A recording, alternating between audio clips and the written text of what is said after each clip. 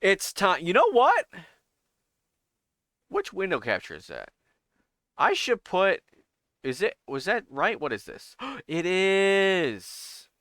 I forgot to put this on my little screen share. We'll go like boom. There you go. That's the 8 a.m. siren. Is my Bamboo Lab not maximized? Is it is? It is. This is a sign of a well professional stream. Do that.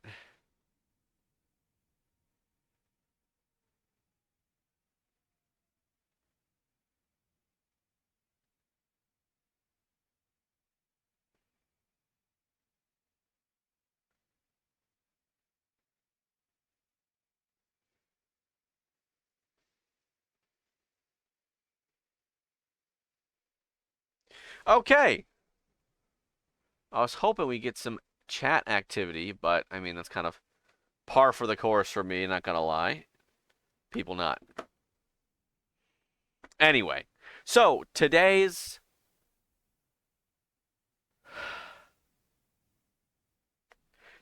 goal is to have a completed. Today's goal is to pick a random Pokemon, find its 3D model online, like the actual in-game model, and then transform that into, adapt that into a model that is fully ready for 3D printing. So hopefully we will start out with a random number corresponding to a Pokemon, and by the end of the stream, we will have an entire 3MF ready to go with all the settings and stuff put in place. So essentially, the first thing we got to do is pick a random number.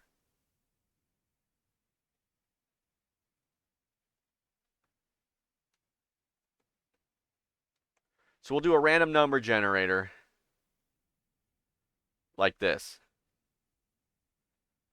And I believe there's 1,025 Pokemon, right? Number of Pokemon total.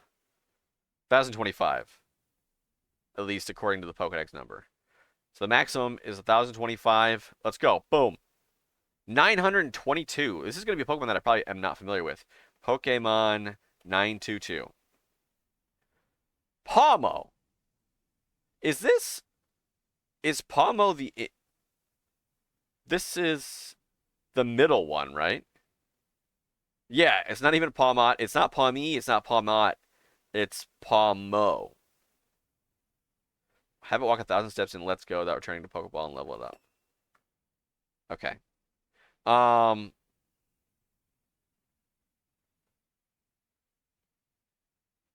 So that's not my favorite Pokemon. Not a particularly interesting one to me. But hey, I said random number, and I meant it.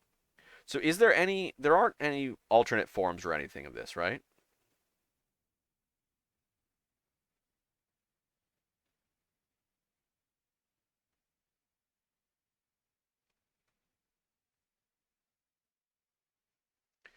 So get Bulbapedia, just double check that there's no alternate forms.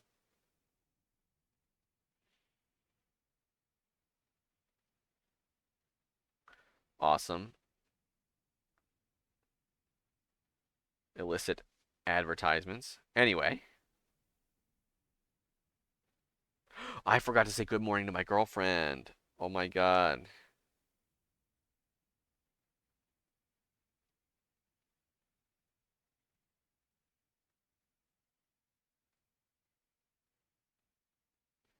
So I don't think she's gonna wake up early. She messaged me at midnight. I was already fast asleep, saying that the fire alarms went off, the smoke detectors went off in her apartment building. The firefighters showed up, couldn't find anything burning, but now she's all freaked out, understandably, and is having a hard time getting back to sleep. Okay, so we've got our person. We've got Pawmo. Now what? Now there's this really cool website called the Models Resource, where you can just search a bunch of models that people have ripped from games and uploaded.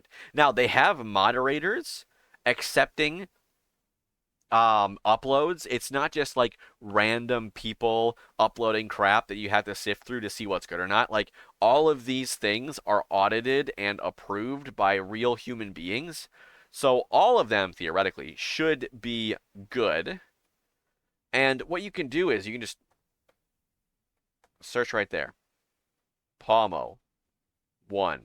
Now, if you want to search the games, I find it much more helpful if you want to search by game. You can just type in the game here and then uncheck models, and it will just like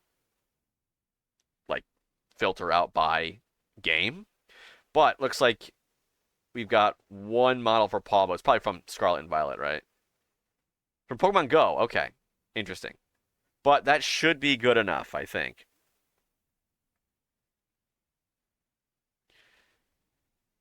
Let's walk 25 kilometers forever. Pawmi lover. Okay, cool. But we're going to download this model. And I like to have all my adapted from existing models in a separate thing. Ooh, sneak peek, guys, at all the stuff that that I have on the horizon potentially. But we'll call it Pawmo. Boom. And we'll save Pawmo. Now, we want to open up Blender. Because the thing about a video game model and a 3D printable model like an STL is that a video game model is designed to look good in a video game, and a 3D printable model is designed to be 3D printables. Now, both of these are indeed 3D models. However, they are very different. So while we can put in the work to adapt a 3D model like this into... Hold up, let me extract the file. No. Yeah. So while we can put in some work to adapt the file, we do have some, like, we have to do that work. Ooh, Pawmo with animation. Okay, that's actually new. Okay. Let's look at the read thing. That's the MTL. Ripped by Centrix. 3 p.m. Please credit me if you use these files. Okay, so we need to remember this. This is important, guys. If you use a model from the model's resource and it has in the README a please credit me if you use these files, we got to credit them. So in the final thing, when I actually upload these things, I will say initially ripped by Centrix at the model's resource. And look at this. They provided us with a verbatim thing that we can just copy and paste in there. So I think they're going through a complete move to like a new hosting server or hosting service, or they're redoing the website or whatever. So right now everything's frozen. You can't upload any more new models for the time being, and apparently you also can't sign up if you have a whatchamacallit, like if you want to sign up for an account, like you can't do that. So unfortunately, I cannot sign up to message them. But when I finish this thing, I'll be messaging them. Now this is something that I've never done before. It says Pawmo with animations, FBX. So let's import the FBX. Now I might have to do some looking up. This hand thing can move it. Move it around. And we can scroll in, scroll out. Now, I'm not an expert with Blender.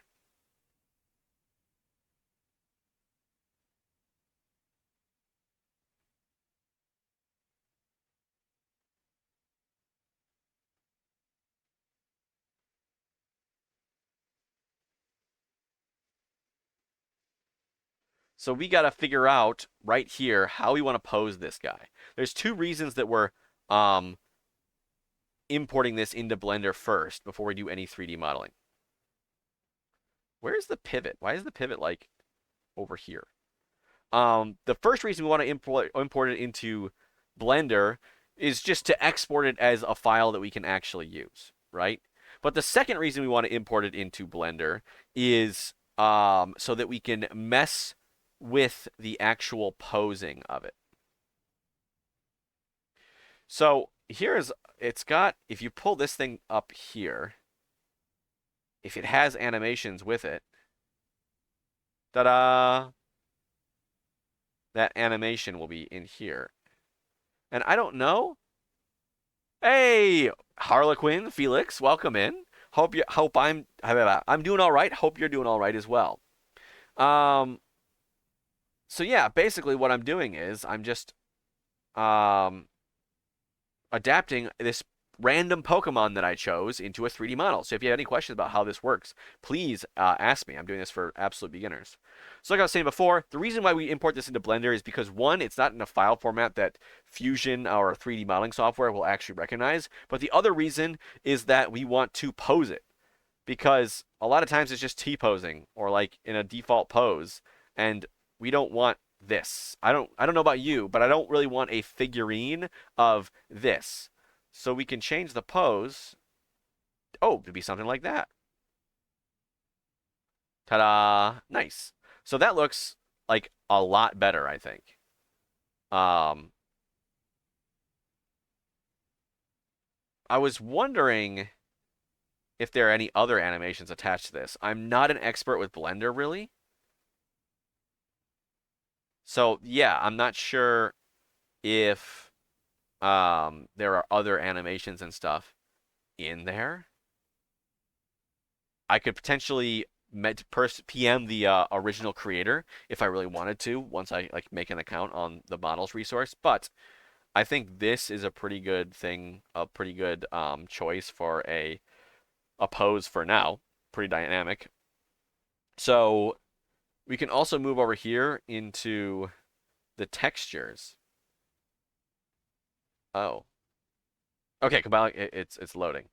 So here's two textures here.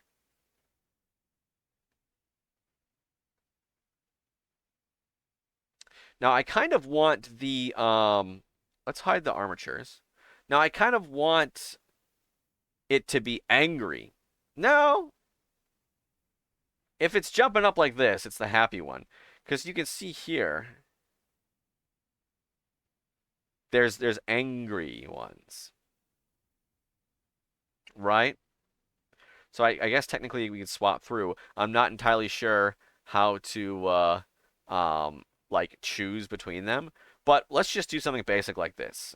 If you're better with Blender, which is something that I definitely want to be, you could probably do something a bit cooler. But you know, whatever. Like we'll keep it at this. If you're doing something like a sword, obviously you don't actually need to model it or change the armatures or anything because it doesn't bend or anything. But if it's a character or something, you absolutely do have to. Um, so we're gonna go back to Palmo, and here's what we're gonna do. There's two. Oh, there's two.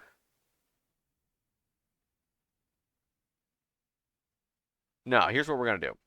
We're gonna go to File, and we're going to export as an OBJ.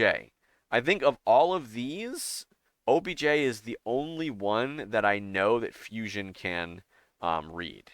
So we're going to go to adapted from existing to upload, and we're going to export it into the exact same folder that has the all of our meshes and stuff into it.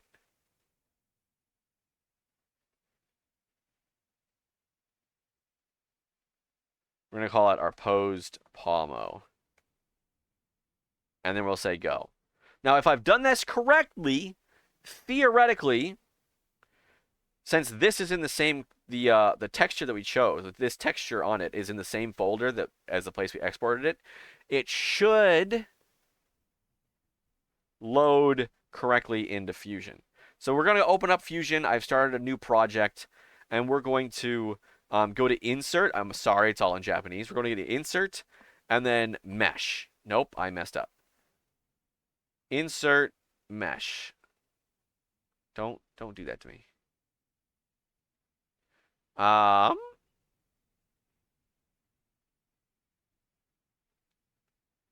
and then we're gonna choose it from my computer. Adapt it from existing to upload Pawmo, and we're gonna choose our posed Pawmo. Yep, and you can see here he is in the pose that we chose for him. Not the original pose that he came in, but the pose we chose for him. And let's turn him 90 degrees. And it's also jumping. Or it's also got its whatchamacallit. It's mesh. No, it's texture. So there are other things we could have done. We could have opened it, like, we could have messed with its eyes and stuff. Like, it's got a whole bunch of armatures. If you really want to, I'm just gonna say you can go into where's pose mode?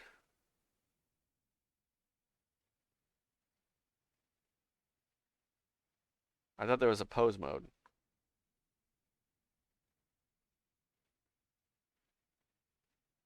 There's supposed to be a pose mode here. Huh?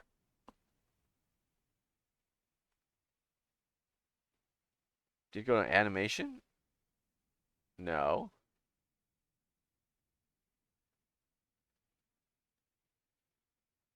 Okay, we clicked on the armatures, and then we can click pose. Pose mode. And what you can do is you can use these tools over here, like rotate, and we can click one. You click like his thumb here, or no, I clicked his hand. Frick. Well, let's click a big one, and if we click rotate and we rotate that, nothing happens because screw me. Huh?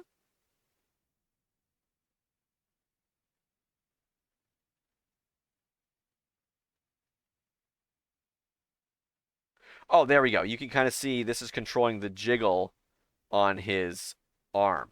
So if we move this around, you can see the arms moving. But again, I don't really care about any of that. There's a lot of stuff there. I'm not even going to save it because I already, yeah, I exported what I needed. It's fine. So here's Pawmo. There he is. So cute. Now we got to start thinking about how we want to turn this into a 3D model. Might as well save it. Or how we want to turn this into a 3D printable model. Right? Because there's a few things, few problems that I can see all immediately off the bat, right? His hand is clipping through his head. So maybe we do want to go back and fix it. You know? Maybe we do want to take a look at this and be like, "Oh, frick. Posed Pawmo. What are you doing?" Cuz his hands clipping through his face. Like if we zoom in, is it going to let us do it? Or if we do a section analysis, you can see right here, like his hand and his face are running into each other, right? And there's things floating on the inside. We don't want that. There are probably, I don't see any here, but oh, like this, more things just inside each other. You know, all of these things are things that we don't want as someone who wants to 3D print this model.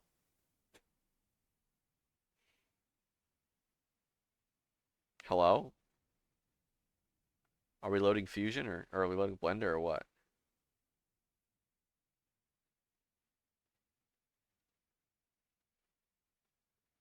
Brace. Put our posed Pawmo in there.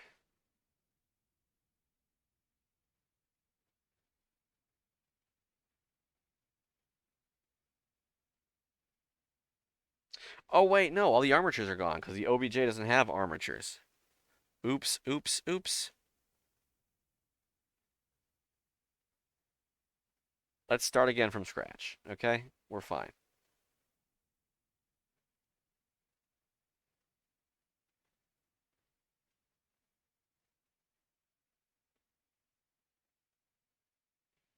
Huh? Where'd all the armatures go? Oh, no, no, no, no. I picked the wrong one. It's the Palmo with animation.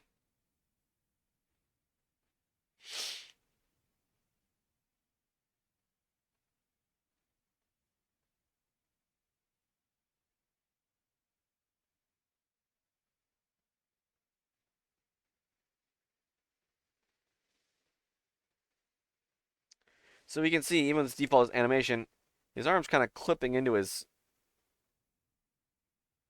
frickin' head there.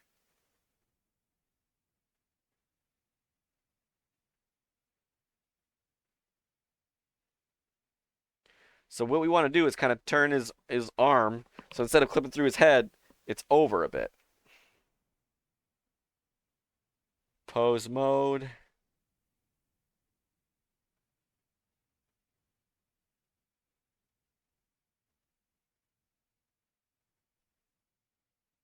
So we got to figure out which one of these guys messes with his arm. Not that guy. There's one. Want to move that a little bit? Is it this guy? Nope. Is it this guy? Yeah. Okay. So there we go. We've adequately gotten him pretty far away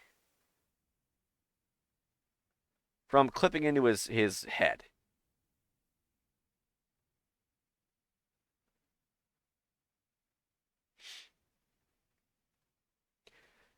Now, if there is a little bit of overlap, that's okay. We can fix it later. It doesn't really matter. They can be like stuck inside each other. But I don't really want to like, I don't want the arm and the head clipping into themselves like this. Like that.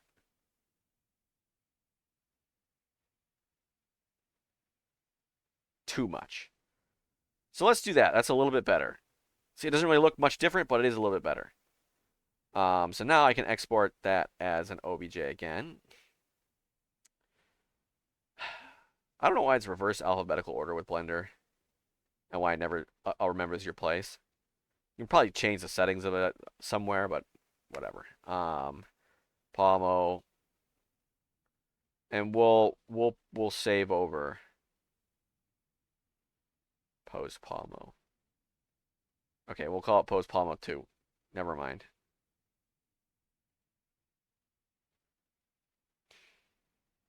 Okay.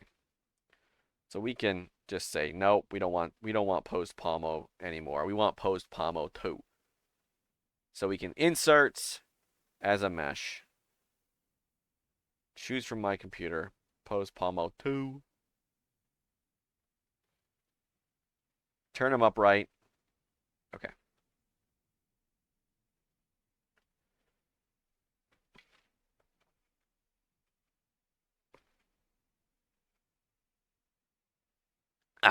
So now we can see his little arm isn't colliding with his face nearly as much, which I think is a lot better.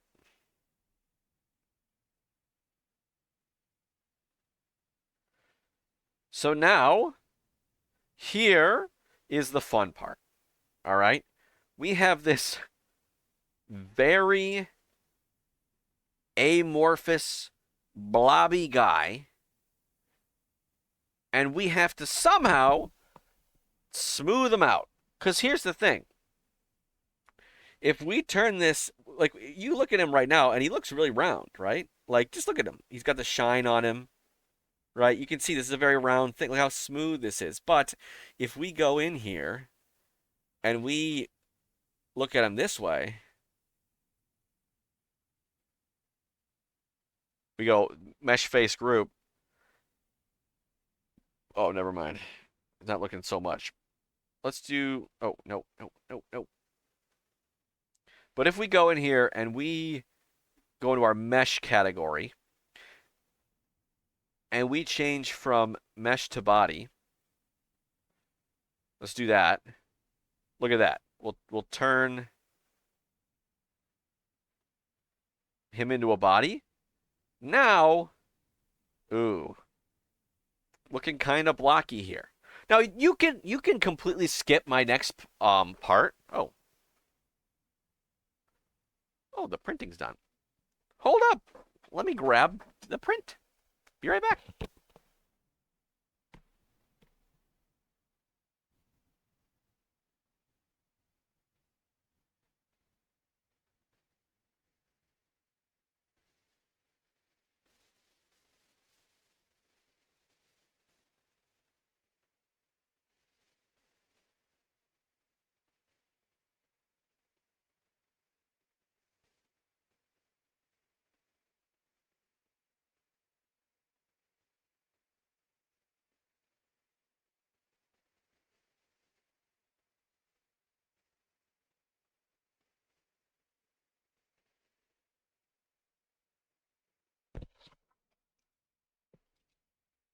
So I've got the little crescent moon things for the beast ball.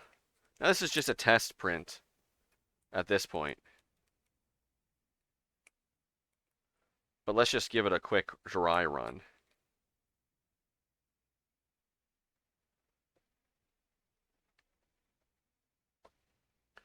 We'll line her up.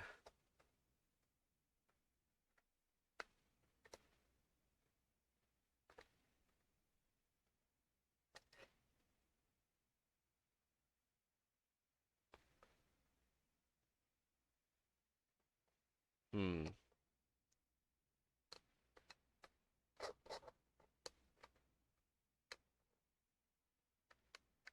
Yeah, it looks like it's having some issues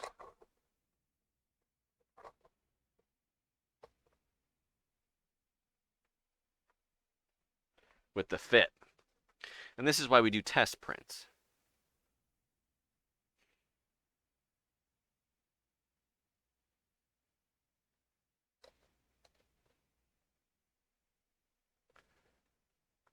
Ugh. Yeah.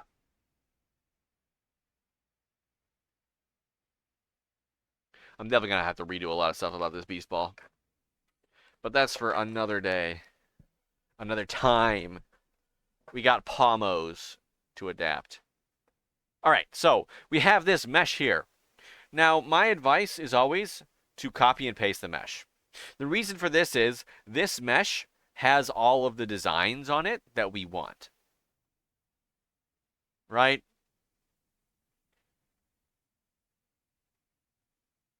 Oh no. Actually, what am I doing? I forgot one of the most important parts. We got to figure out how big we want this. In a video game, it doesn't really matter. You can scale things up and down, whatever. But with 3D printing, you really want to scale things first. So that in the very end, when you're like assembling a part and you have like different pieces to put together and whatnot, you can take it apart properly. What am I even saying? Uh, so the thing is, when you create a 3D model and then you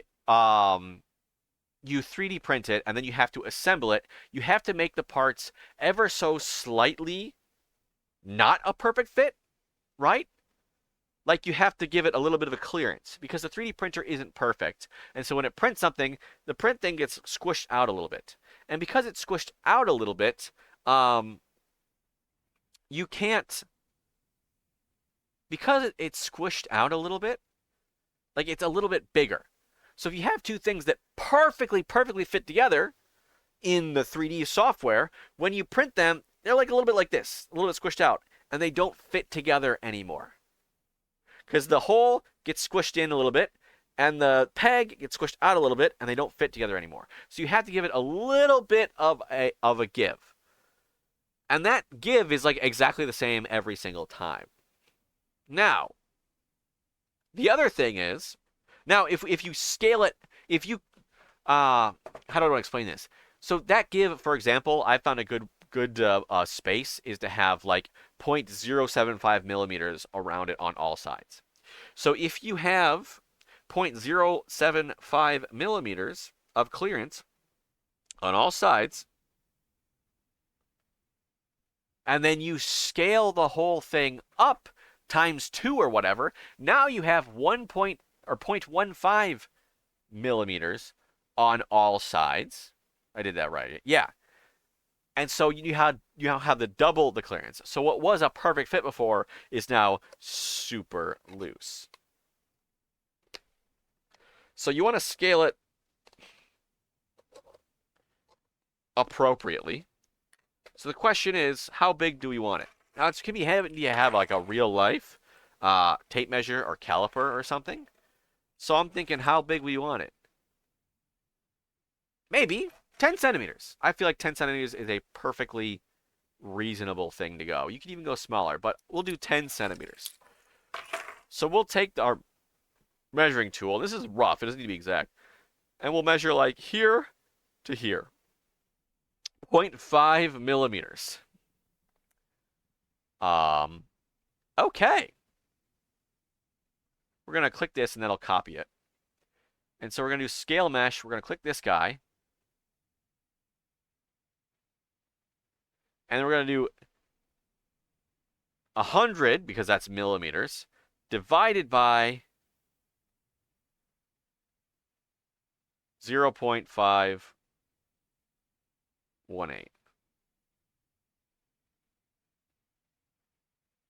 Okay. And then we measure it again.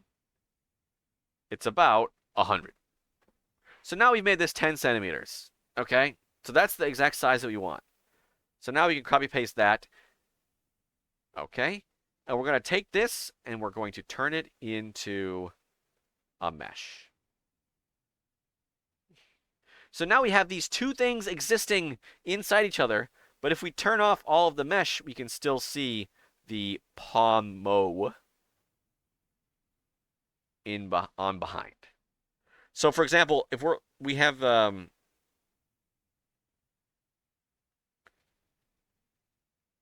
if we're working on this foot, right? And we're like, "Oh no, I don't know.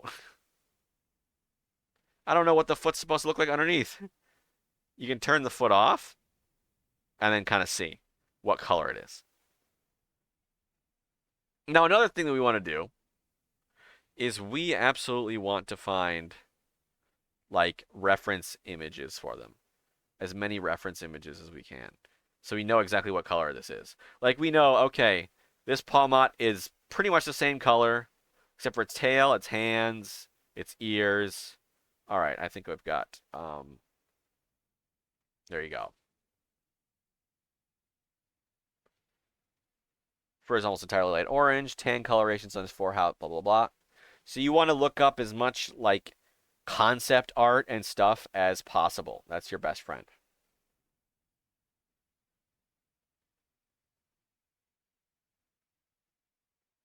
Looking at all these different things. Now, as a Pokemon, Pawmo.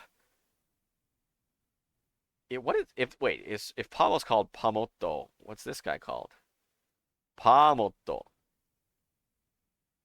So this guy's Pamoto and this guy's Pamoto. What's this guy? This Pamo. This is Pamo. Pamoto. Pamoto. Okay. Whatever.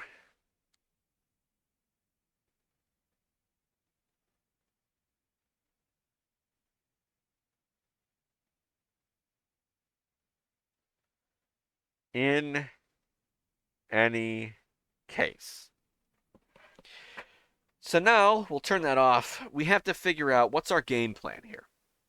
How are we going to turn this into a 3D printable model? How are we going to split it up? What are we going to work on first? I don't know. And this is always like the most fun part, I think. And here's what we're going to work on. The first thing I'm going to do is just kind of turn off everything and see what's what. What is this? Oh, that's its nose?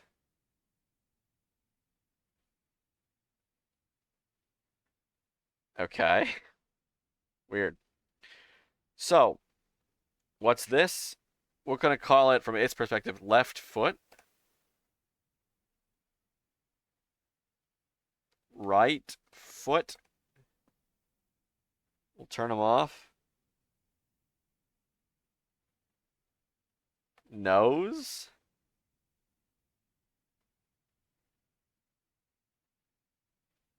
Body.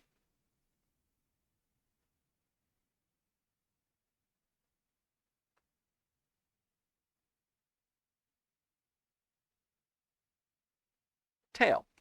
Okay. Now, what color is its tail? Kind of tannish. So I'm thinking we can use pumpkin orange or something for the fur. Maybe forest green for the ears. Yellow maybe for the um, cheeks, and brown for the eyes, the irises. That's probably something we could do. So again, I'm going to show you first how like the lame way to do this, right? Now here's the difference between. Let me close this.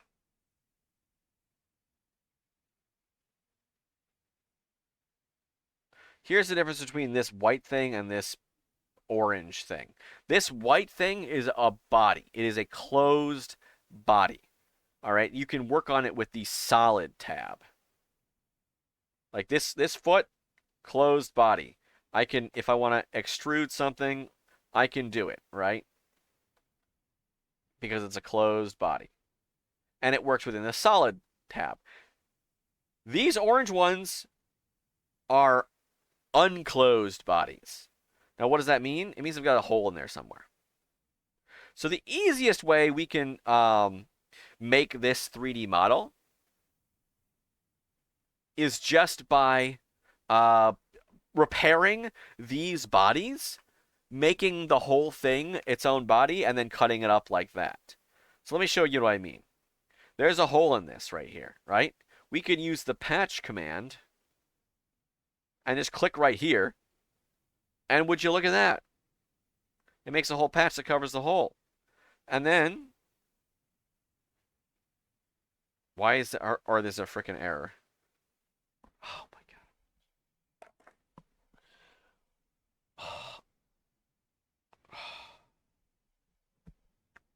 See, this is the one thing that you're going to run into a lot. For whatever reason, Fusion just hates things sometimes. I don't know why it can't make that patch. I don't know why it was able to show me a preview of that patch of exactly what it should look like and then tell me that it couldn't actually make the thing. Because it already made it, it already showed it to me, but whatever. It's fine.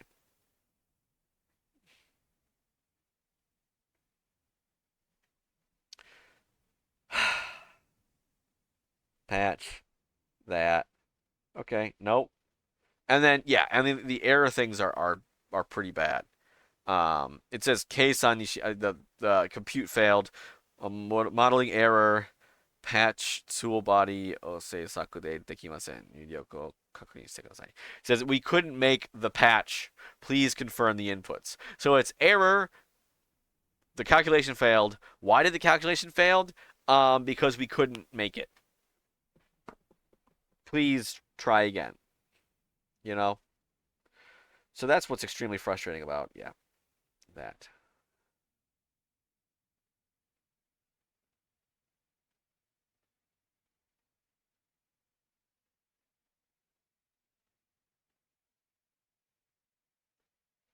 So another thing you can do is loft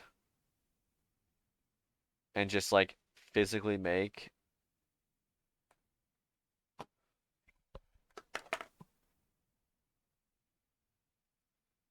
Oh my God. Please don't do this to me. It's already starting. Um all right, so here's what we're going to do. We're going to construct a plane. You know what? If we're already going to do this, here's a different thing we can do. Okay? We can turn all of these into their own, right click, make components from the bodies.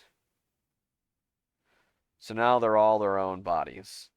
All right. We still have the meshed one for reference, but now they're all their own bodies. So that now whatever editing that we do on each one, if we click this button here, it enters into edit mode just for this component, this tail. So this timeline down here will only correspond to this tail. So if we, I don't know, let's do something random. Let's extrude this. And we'll say, okay. That extrude here will show up. But if we switch to the body, that extrude's gone. But if we change to the entire project, that extrude is there. Because that extrude is part of the entire project. But let's undo that because we don't actually want it. So here's my plan. If we want to patch this, we'll make a plane through two edges.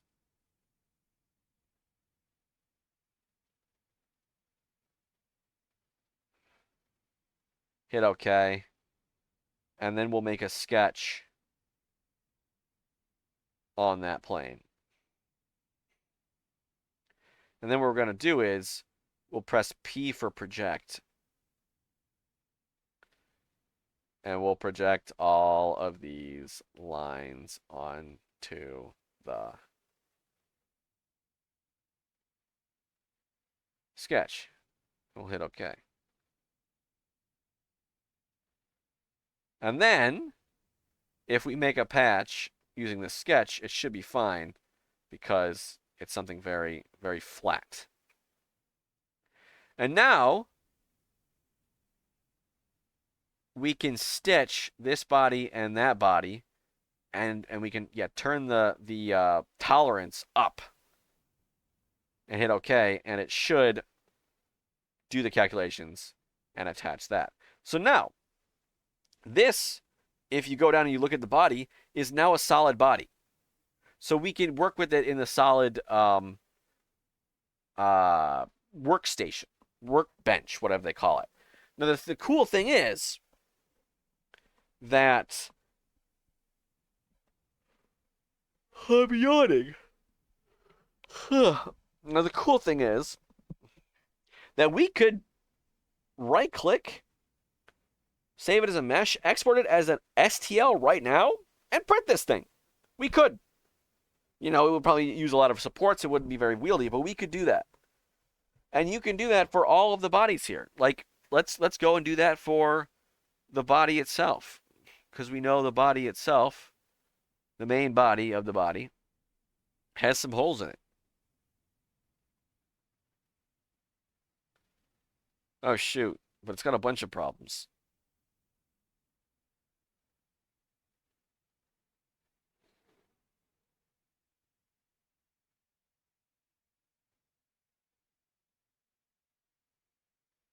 Ooh, this is gross, actually. And the reason why I'm saying it's gross is if we do a section analysis, like you've got things going through each other, separating things out. Oh, gross. Ew. All this crap here. We need to separate some stuff out.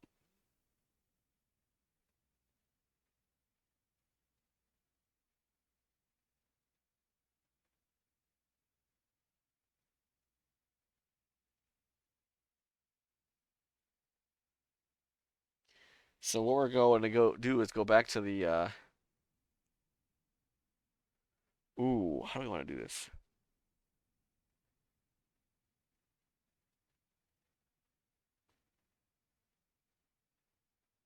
This is a learning opportunity for me as well.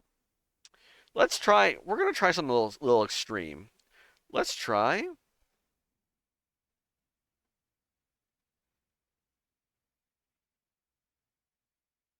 to unstitch this body here. What? Body, unstitch. What?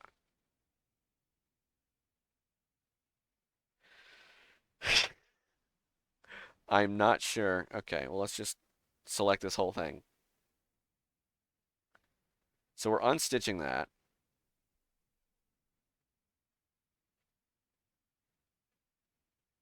You don't need Blender anymore. Get out of here, Blender.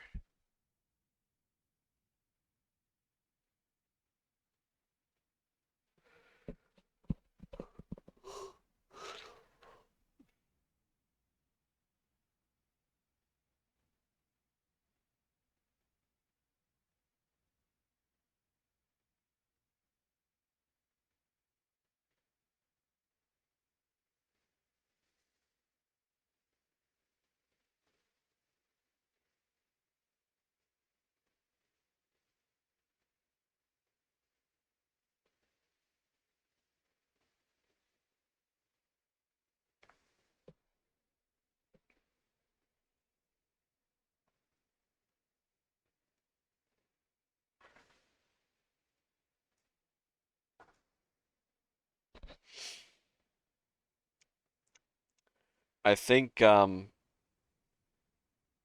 I think I made it choke. So what I did here was I'm trying to tell it to break apart every single polygon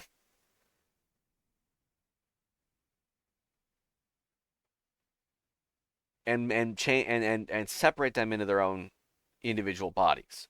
Now the thing is, what I want to do is I want to re-stitch them all together so that hopefully it splits it up into separate bodies.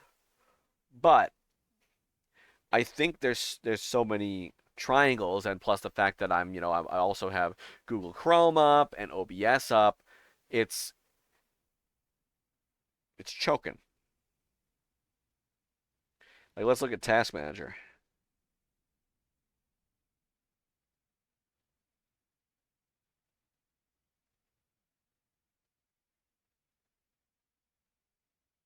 Why is Google Chrome used so much? I don't think I think Fusion is just choked.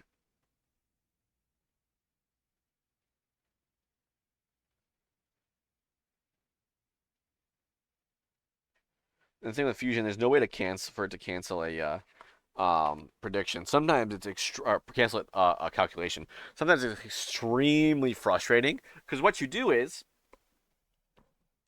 you you're like trying to do a calculation and then you input the wrong value. You say, "Oh, do this for 100 millimeters," and then it starts saying, "Oh, I need to show you what it would look like if you did this for 100 millimeters." When actually you just wanted 10, but you forgot that there was an extra zero already typed in there, and so it tries to show you what it would look like for 100 millimeters, and you can't tell it, "No, I don't care."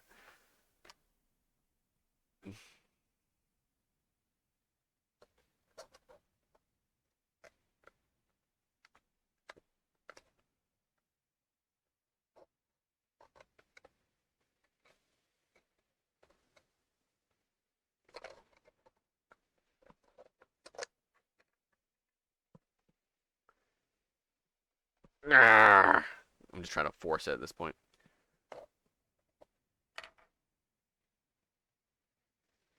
Oh no. Oh my good golly gosh.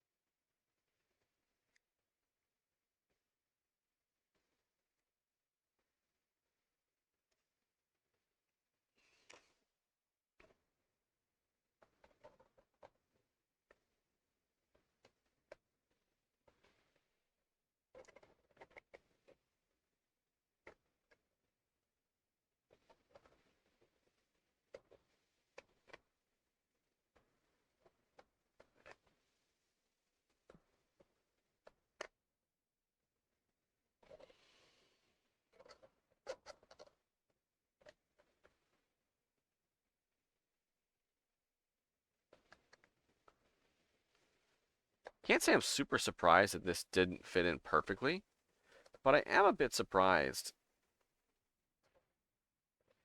It's all parallel, right? Yeah. But I am super surprised that it's not fitting this poorly.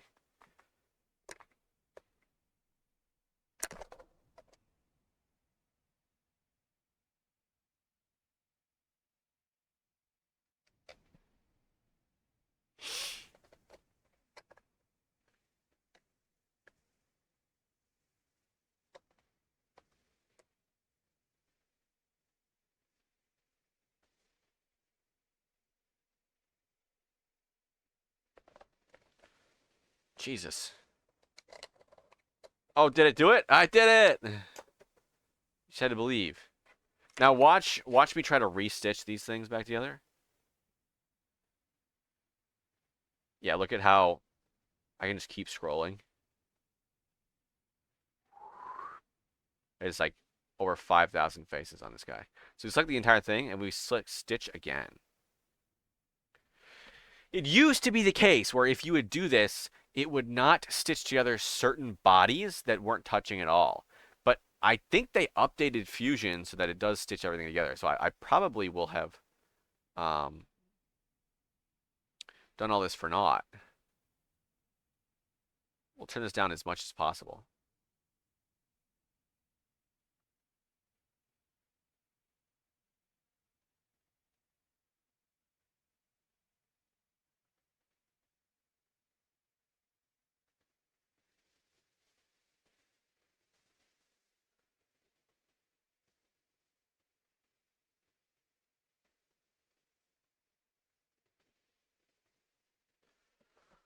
Oh, jeez. We'll wait. We'll wait for it to respond.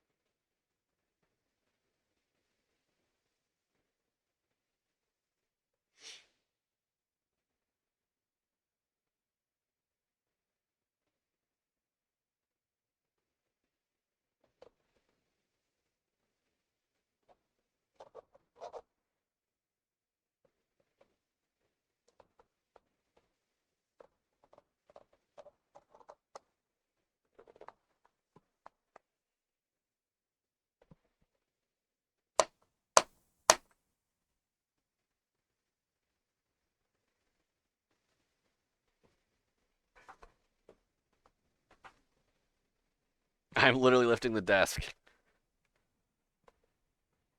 trying to pound this in, and it's lifting the desk before. Ugh.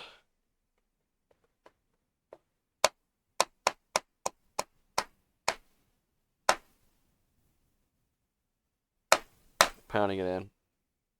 Yeah, I don't know how it got that messed up.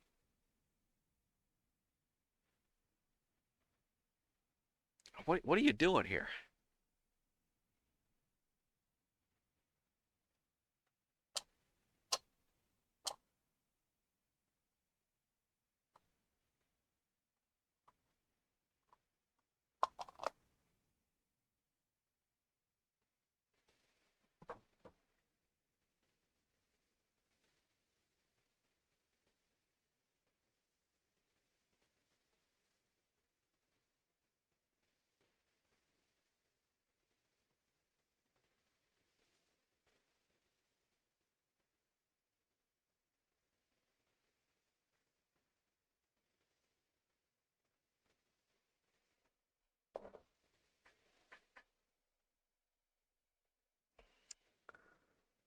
Yeah.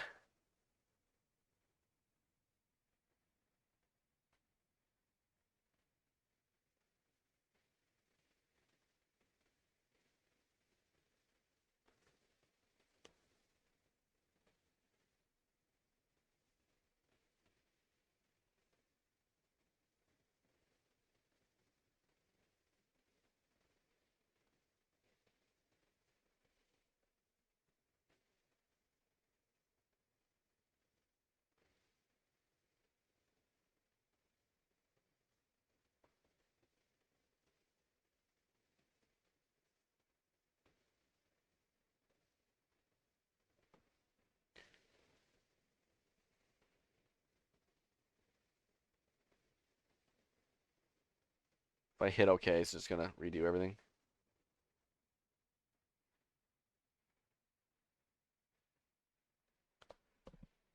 It's got to think about it, folks.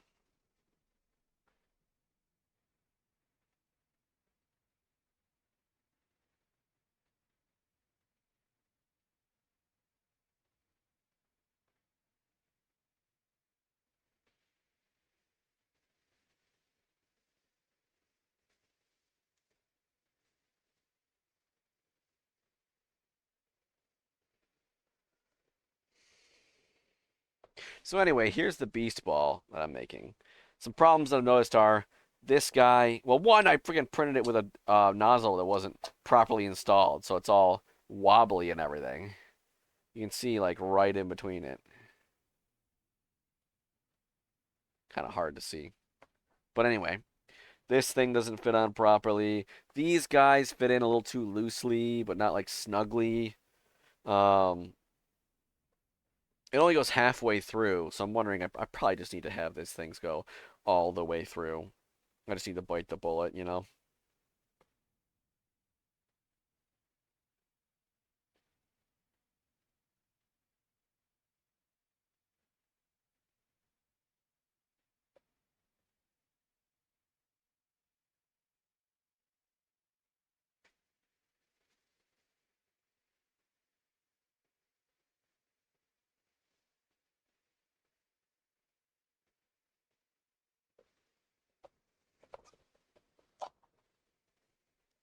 But it does open.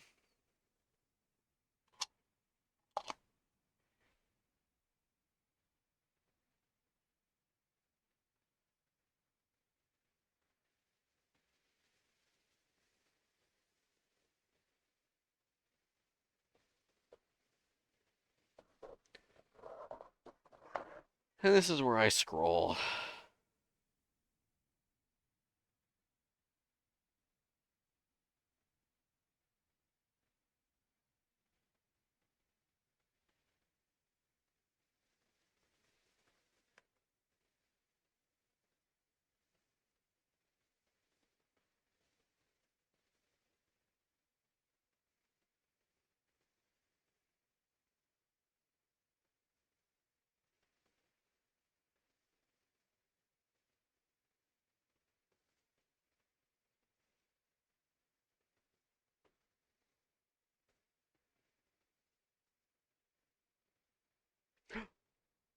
It did it.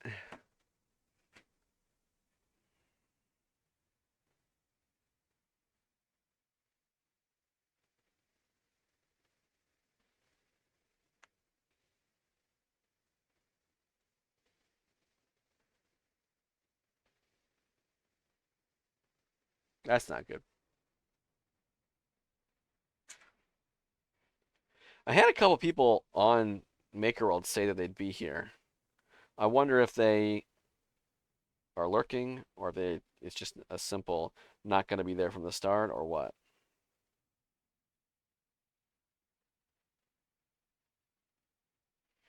Yep, all that did was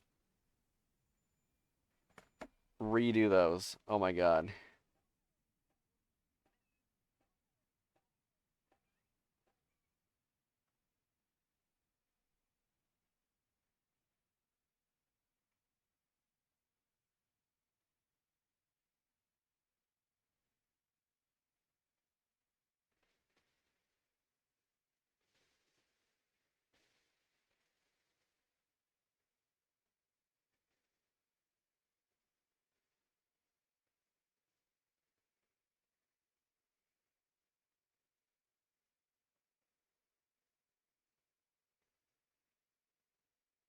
All right, someone says they're watching, but they can't log in. Weird. All right, okay. Ah, it's choking. So now, anyway, well, this is freaking going. The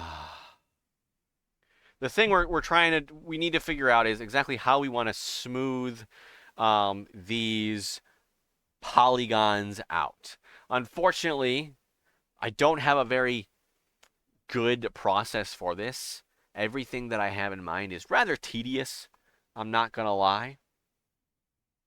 It involves basically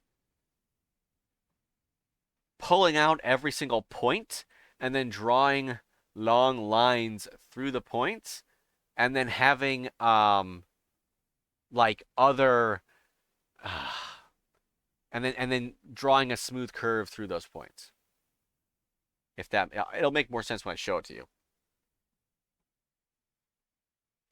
I might be better off just starting from the beginning.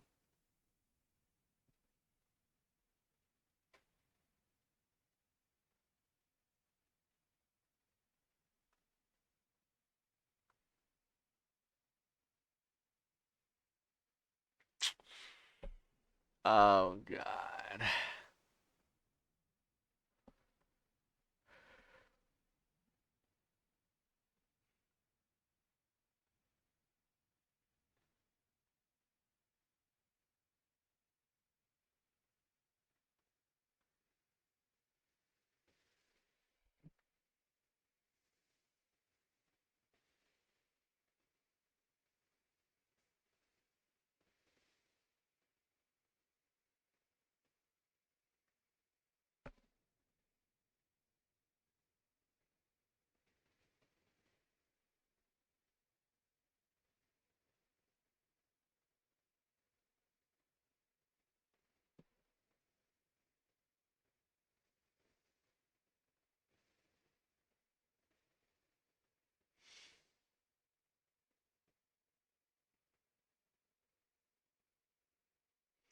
Yeah, you know what? We're just gonna force shut down this thing.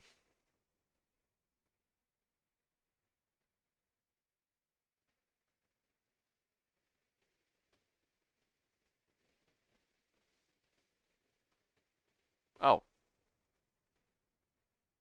no.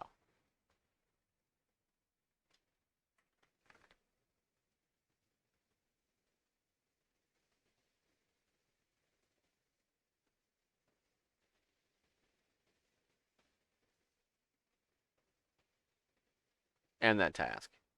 Go away.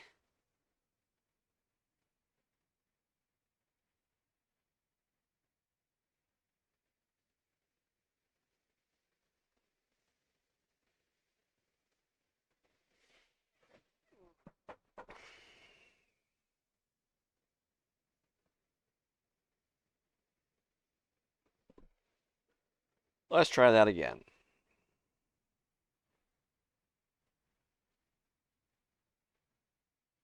It's like, hey, you can't open two Fusion instances at once. Well, I'm not trying to.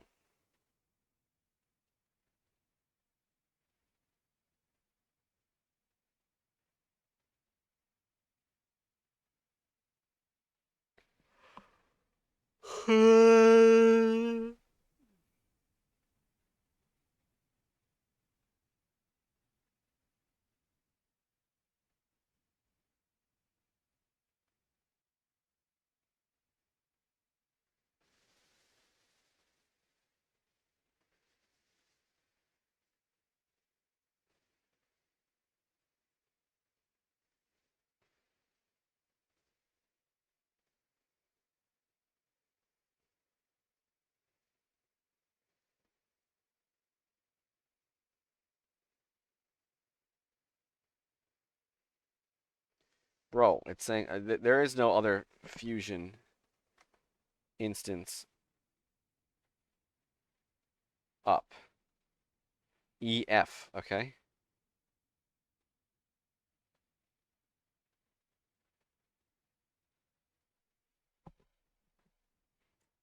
So you can't have multiple up. You want to do it anyway? Yes, I do. Okay.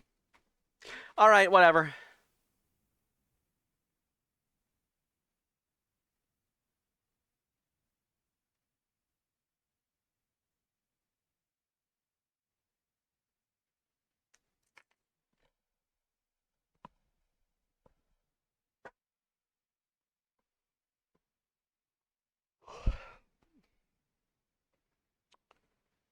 All right.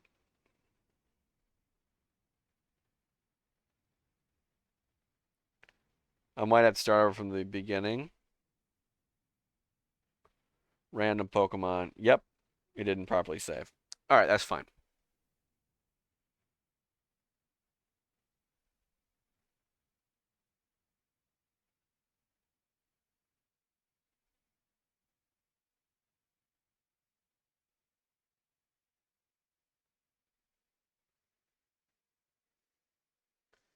Pomo.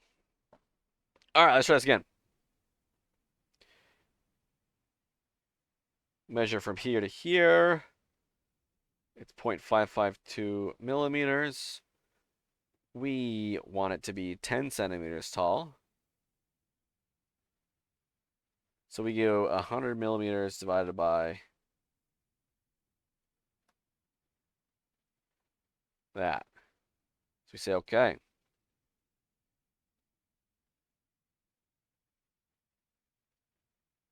And now there we go. 100 millimeters tall. Save that up. Okay.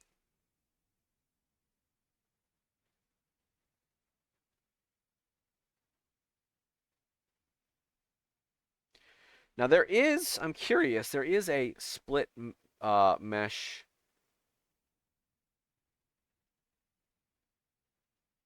into shells.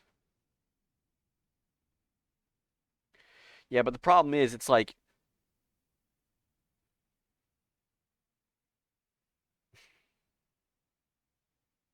it does shenanigans like this. There's 63 now. Even though these things were clearly together, it separates it too much. These things were clearly together, but these things are clearly not. So we can do something like this. And then turn all these guys into um, bodies.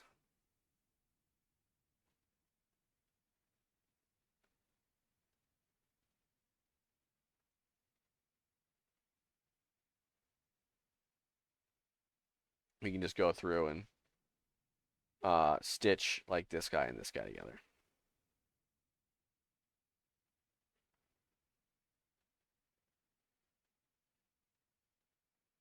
Why am I measuring? And we can just go and stitch that guy and that guy together.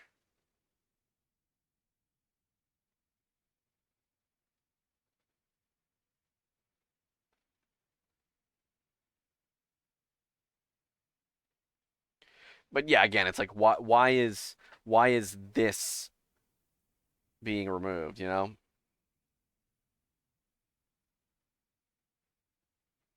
It's only this part.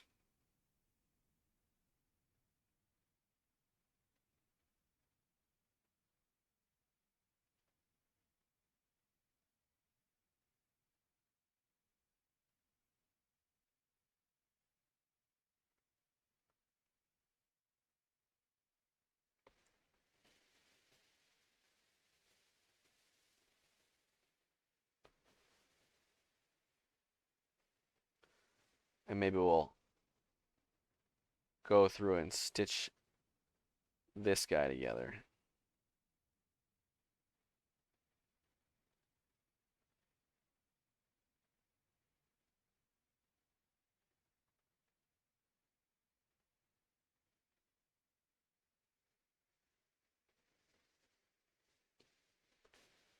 There you go.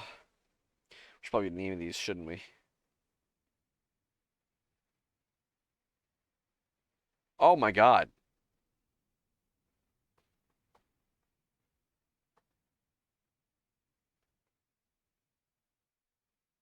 After we stitch something, you gotta be careful of this. After you stitch something, after you do a command on something, it remains selected.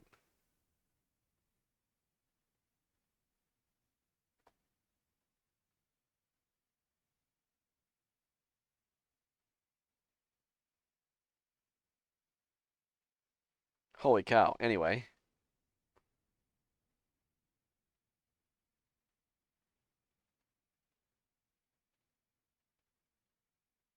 Why Why are these two things connected?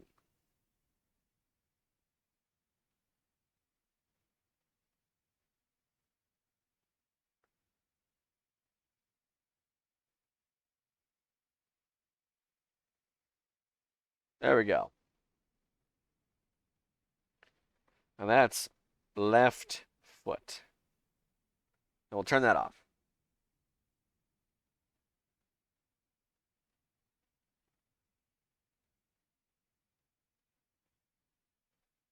Right foot.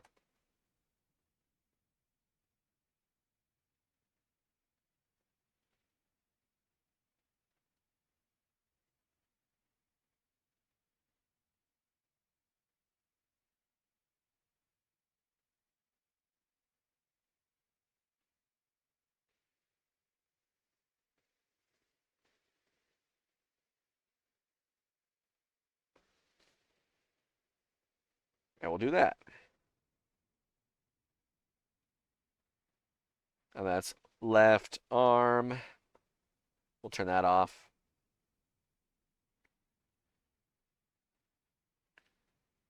And we'll just keep making our way downtown.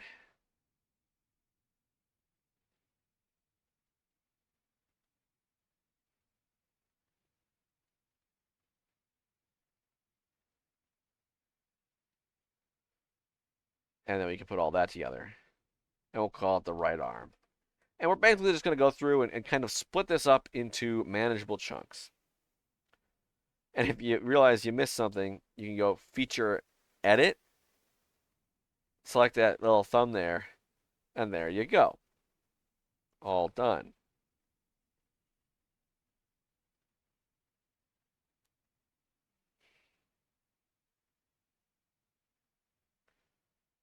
Let's try the body now.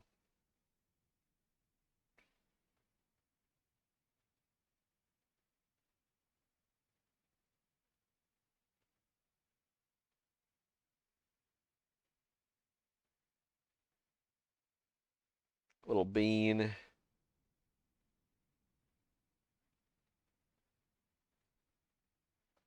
Body. Off it goes.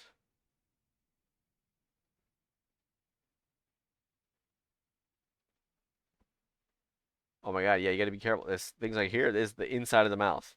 Which we could have used, but we were not gonna use here.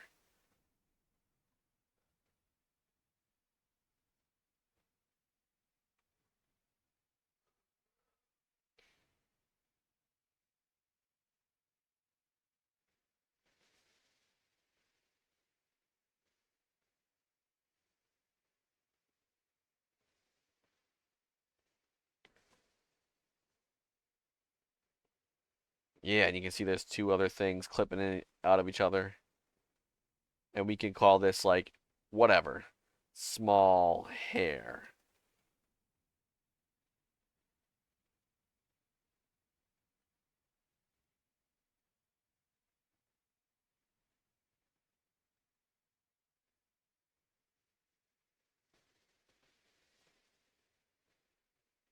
Big hair.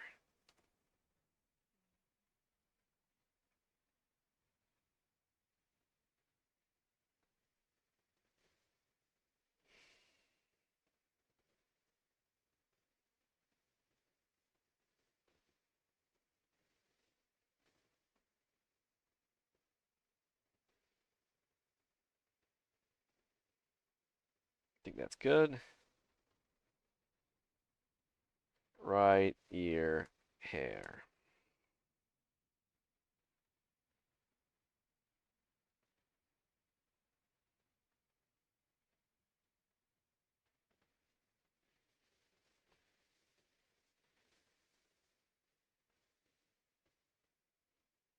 Left ear hair.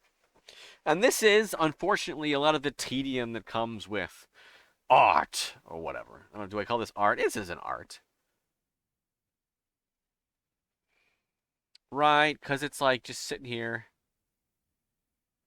stitching things together. Nose. By the way, how big is our. Oh, shoot. You missing a part? Missing the back two halves.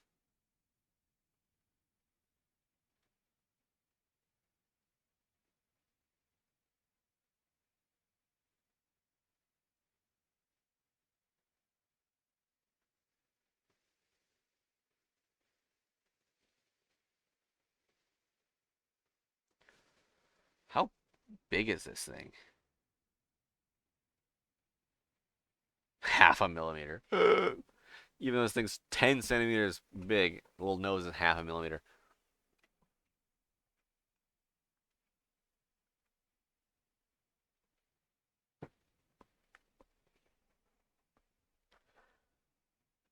That's, barely enough for a freaking nozzle width, right? Okay, that's a tiny, tiny nose. I don't think anyone would complain if we didn't even do that. Like one thing, we're jumping ahead a bit here, but with something small like that, you can just add it to be like a little indent so that it comes up as a shadow, maybe. The world's your litter box.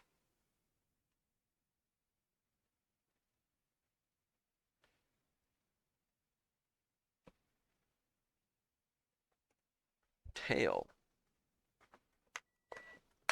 Dang, it's getting a little chilly. It's August. It's late August. I know I've got the dehumidifier running, but dang.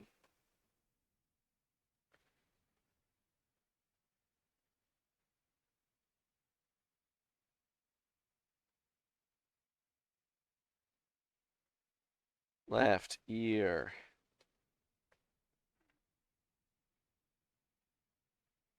I don't know what I clicked.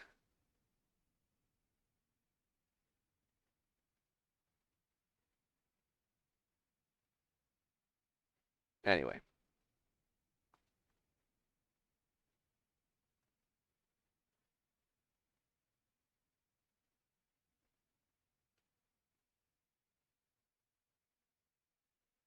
right ear.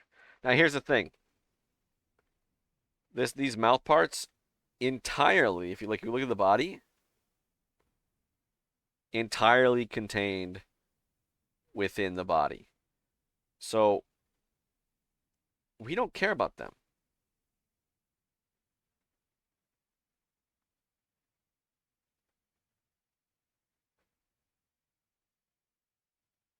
Like we could take it out right now. Look, turning it on and off, we don't see any change. So we can right click, we can remove that body. That is completely internal. We do not care about it. When the Pokemon moves in game, it can open its mouth and we can see that, but we don't see it right now. So we don't care.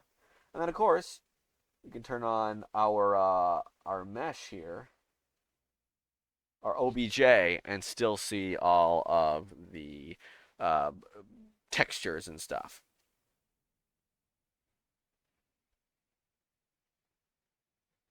But if you turn everything on,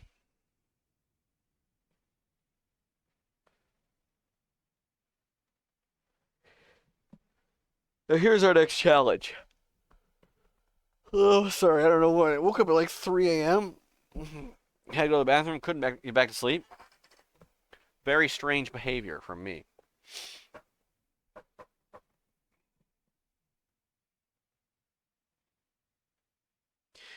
So our challenge is to recreate this little punk, but using the smooth tools that Fusion provides us with.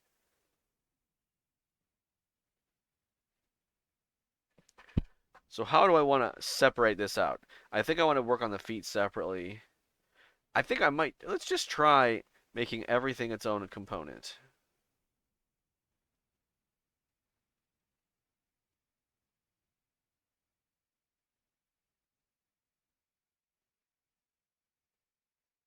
So you know what?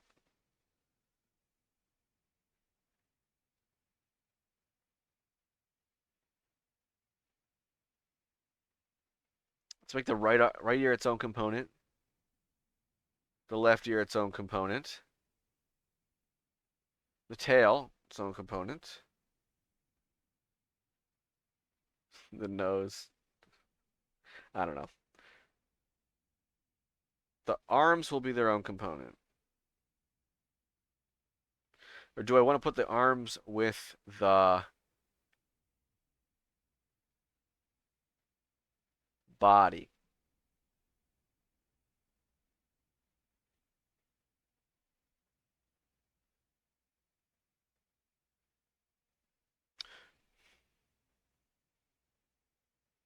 We'll make the arms their own component. And the feet their own component. And the hair its own component. And after that, we can put the small hair. We can choose move to group. We can look at the big hair. And the group that we can choose is this guy. So now they're in the same component.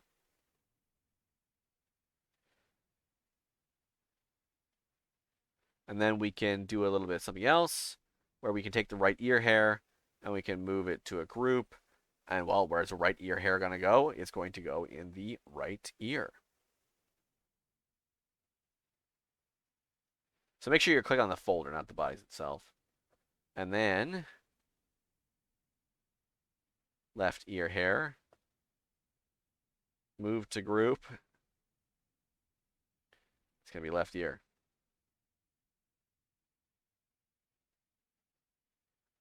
Sure, well, you know what? We're going to make the nose its own little stupid component. And we'll save that up. Okay, so now this guy's kind of split up into something that we can tackle.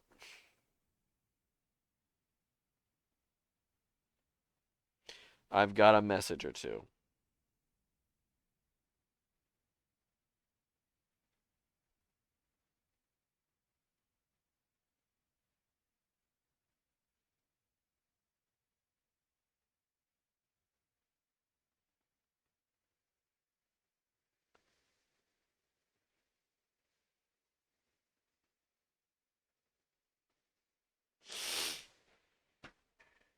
Okay. Okay. So here's our challenge. We're going to work these one little thing at a time, and we're going to try and make a replica of every single one of these things, every single one of these components. So let's start on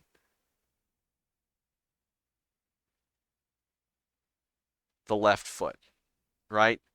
How are we going to make this shape out of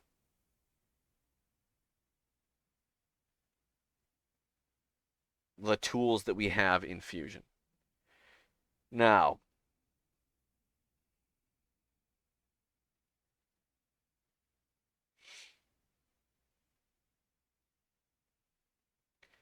here's one thing you can do.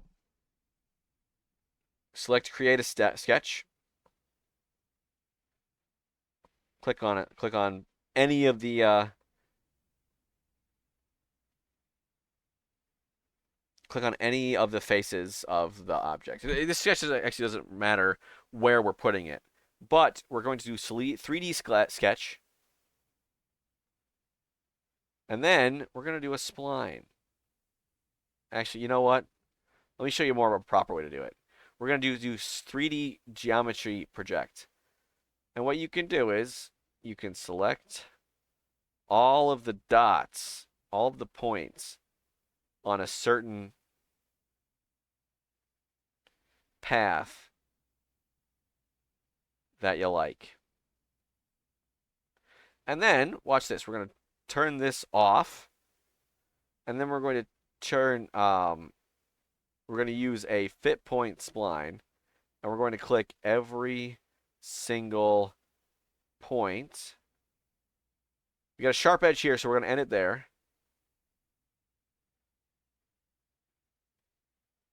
Do that again. Boom. And now we have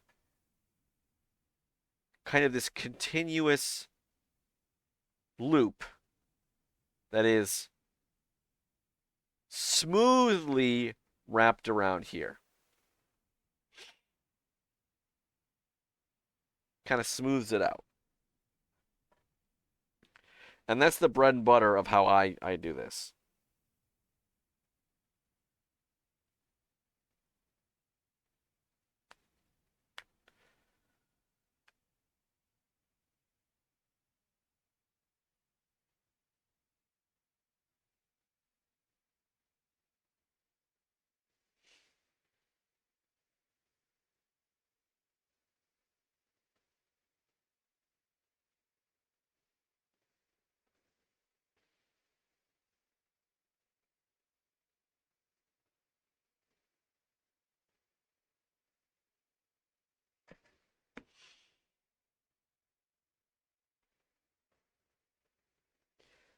And that's kind of the idea. And you have to be creative on what's the most efficient thing to do. For example,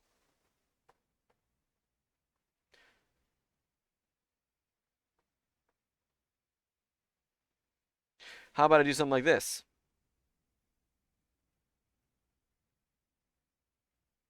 You know what?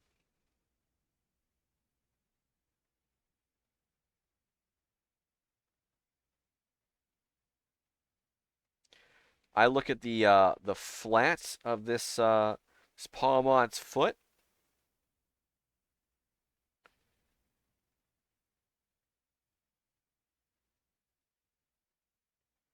This loop right here.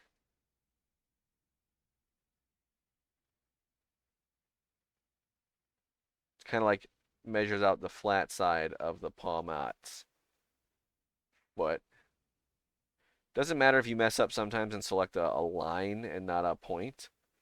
It just projects the point that you missed and the next one the line connects it to.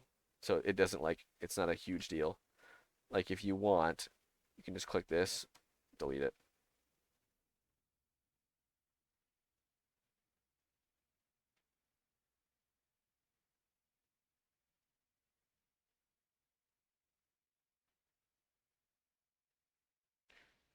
Make sure you're choosing 3D geometry. If you don't choose project 3D geometry, it will project it to the nearest point on the plane where the sketch was chosen, and you don't want that.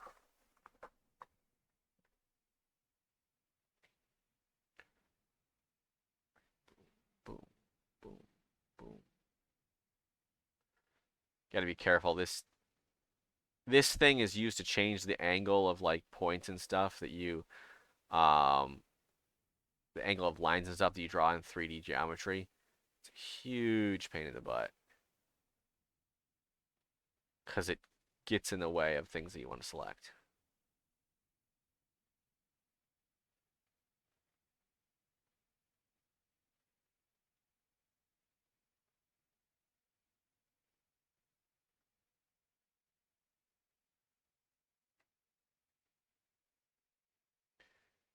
Yeah, see like that? That's a sole of its foot. Now if we were to finish the sketch right now, select boom. Now we have the sole of Paul Mott's foot. Now here's another thing you want to think about. Not so simple. Not so simple, right? Oh shoot. One thing I forgot to do. If you're going to be working on one of your um one of your components, you want to click this button next to the component to make sure that all the history you're doing is contained within that component so you're not messing things up with other people. You're not messing I really need to figure out how to talk and think at the same time. So you're not messing up and colliding your timelines with other components. Like if you're doing every single one of these things under the top domain component here, this assembly, you can see all of the design history, all of the stitching and the copying and the pasting that we did is right here. But so if let's say I do the left foot first, and then I do everything, and then I realize, you know what, there's a change that I want to do on the left foot. I would have to go back all the way to the beginning, find where of the timeline, find where I was messing with the left foot, and then change it. And not only is that difficult to do and a pain in the butt to do, it also is really dangerous for the downstream effects of what if you edit something that is upstream of your entire model, there's a very real chance that it could break everything downstream. However, if you separate it into different streams, you're okay. So whenever you're looking at the left foot, you want to be in the left foot component.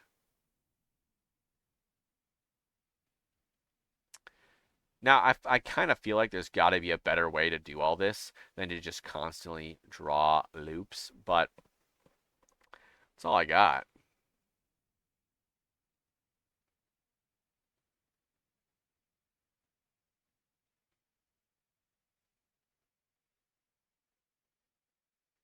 There was another thing that I wanted to experiment with.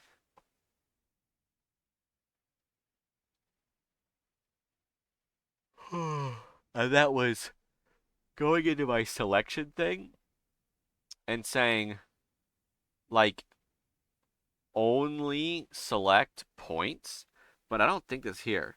Everything, components, T-spline bodies, custom graphics, canvas, surface sketch, joints, origins, geometry, sketch profiles, sketch blah blah blah, decals, features, bodies, edges, faces, bodies, faces, groups. There's no point here. I'm not sure why. I've got the hiccups.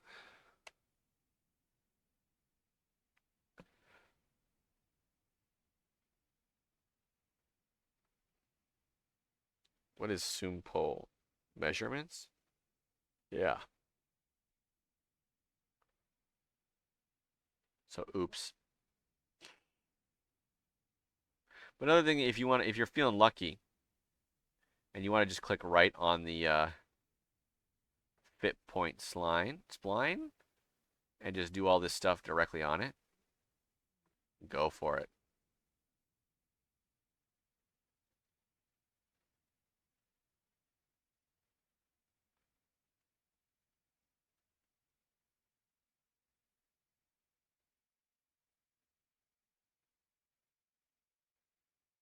Oh, I missed.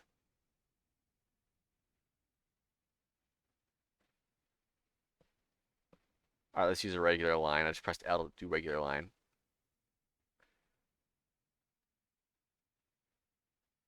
So one thing you can do is you can use the constraints, coincidence constraint, or whatever it's called, to force 2 points to be together. Why is my pivot point all the way over there? How do I change it?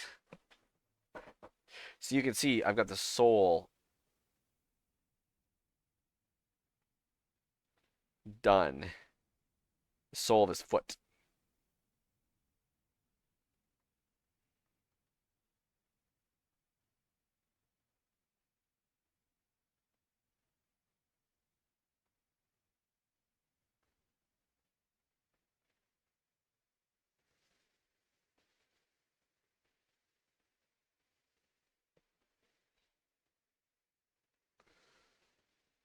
Now what?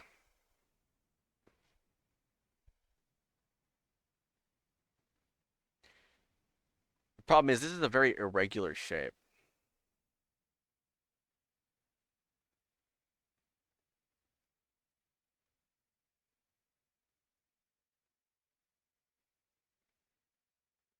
So is the best way to just literally go through.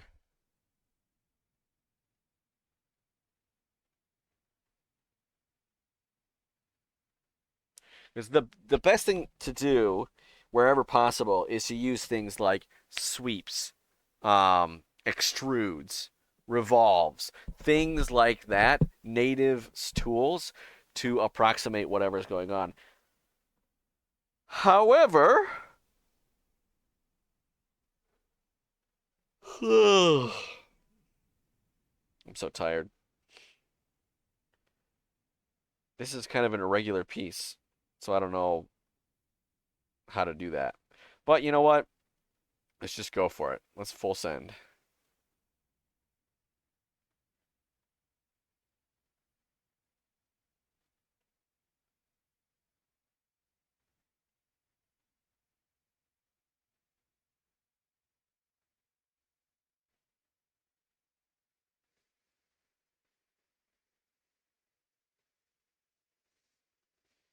Eh.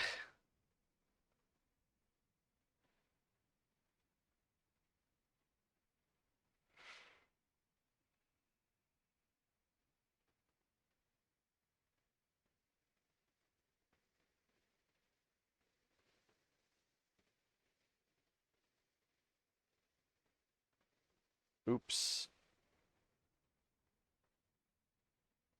Messed up with that point. Chose the wrong one.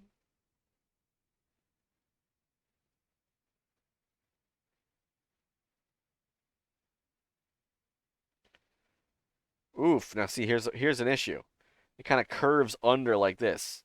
That's not good.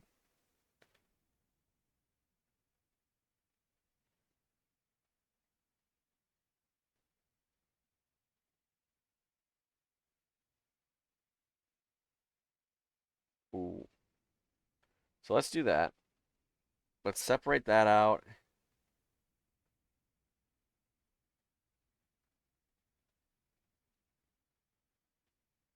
Oh, no, that's not what I wanted.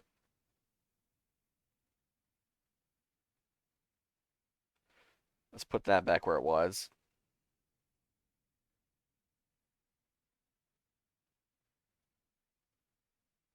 And then we can delete that point.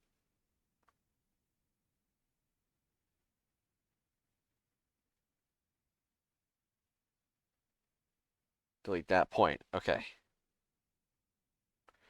You can see this goes, oh my God, all the way over there. Let's get rid of that. And then we can attach it here. Boom. So now you're kind of seeing what we're getting on here, right? You kind of see what we're doing. We're making this shell.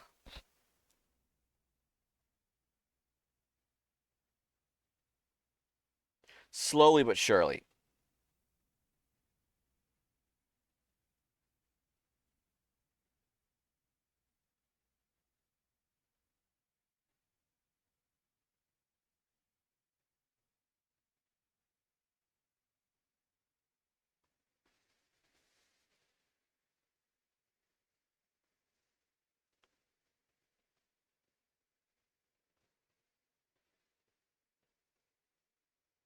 And then back up and over.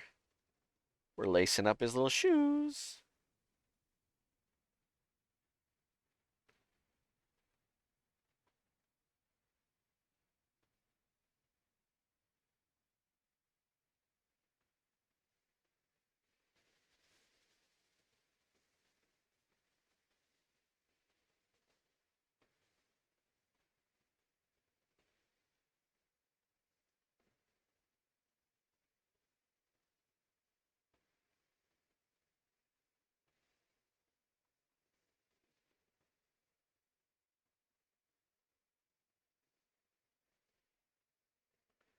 And we'll go back and forth.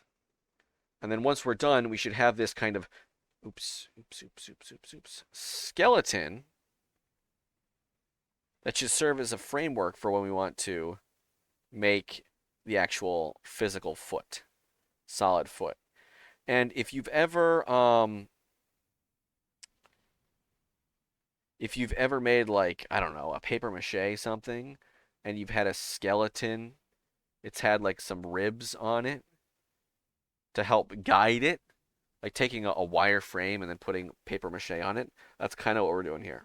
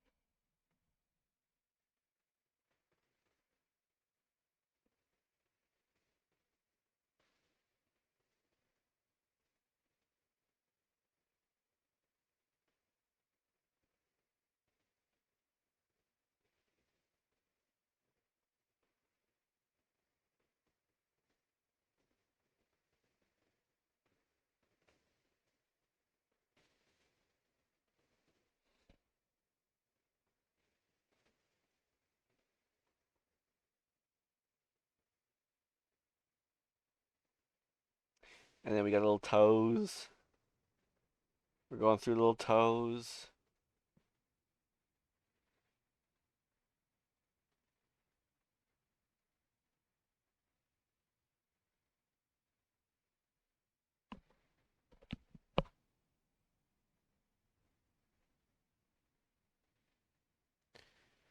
And then I think we'll.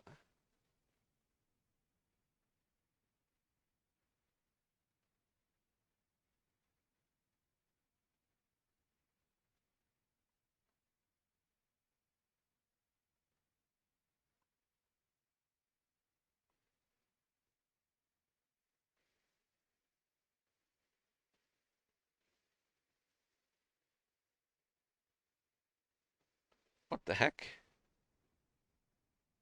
Why? Huh. I didn't add. I didn't go all the way to this one on these guys.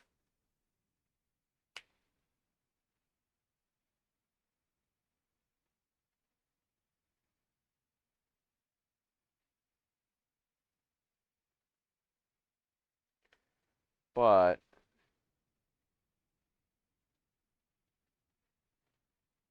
we can do this thing where we right click and then we do like add fit point.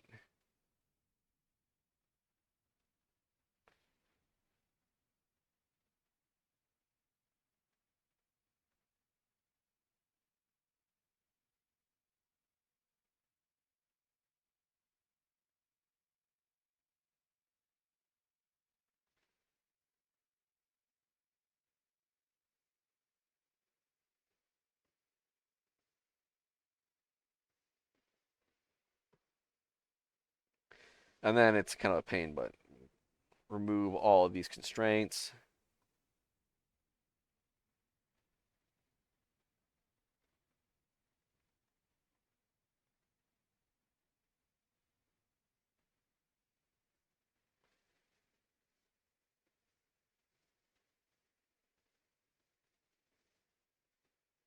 Move these guys over. And then now that that's done, we can.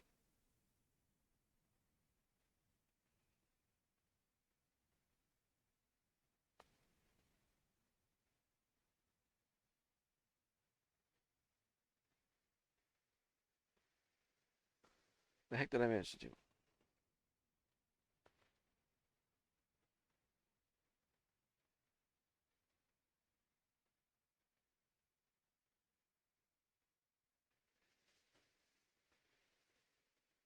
That's that to that. Boom. This to here. That to there.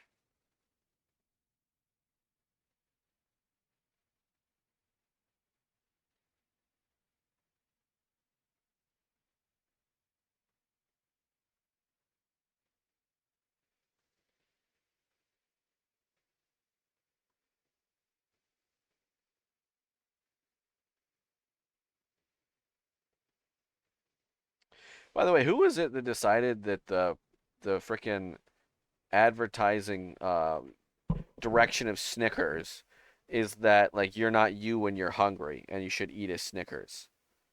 How who eats a candy bar when they're hungry? Like I have never in my life thought I'm kind of hungry. I need to eat a candy bar.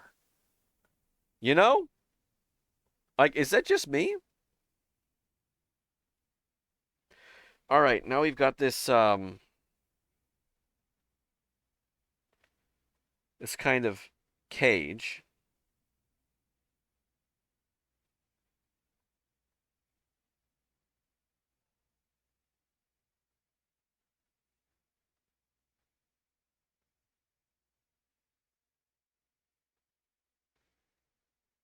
We just want to close it off.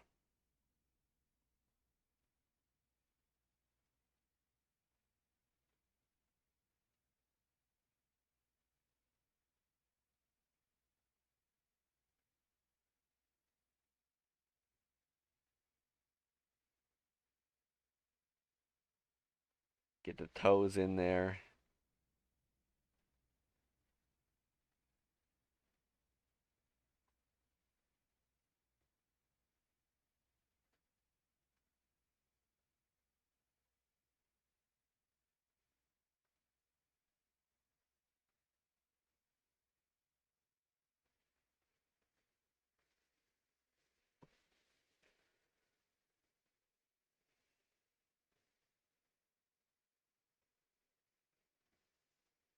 Oh, we missed one. You want to pay attention. If this fit spline is blue, that means it's not, or any line really is blue. It means it's not fully constrained. So that means that we missed a line somewhere. Huh? All right, fine. We'll leave that.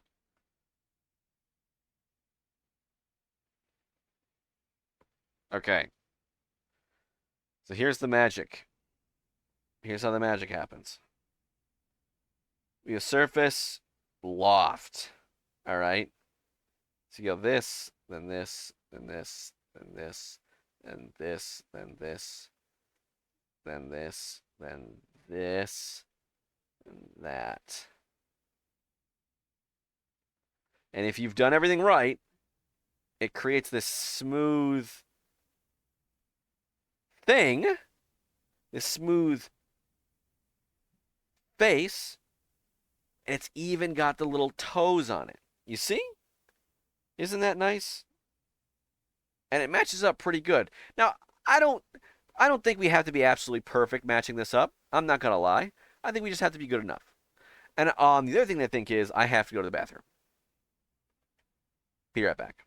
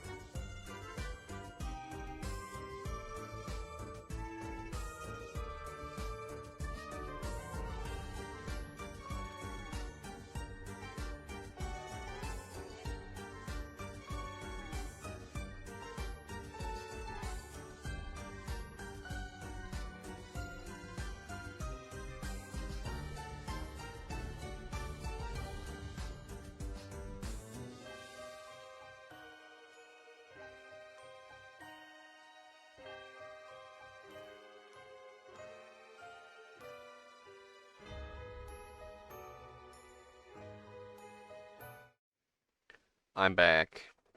I brought a cookie. Cookie. Okay.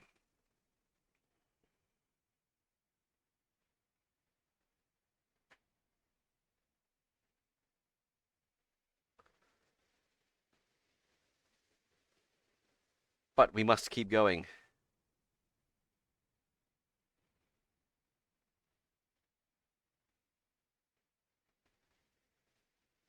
And this is kind of all I do.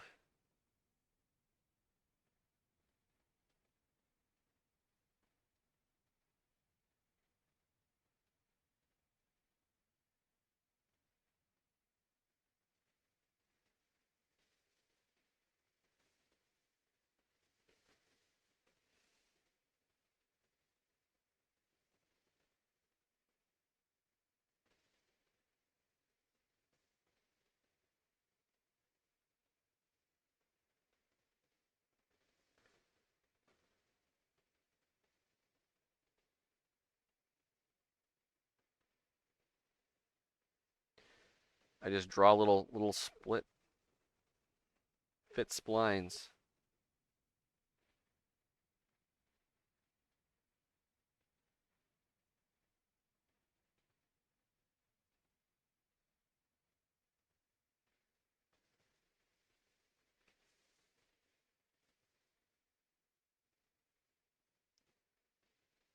And with that, it should be enough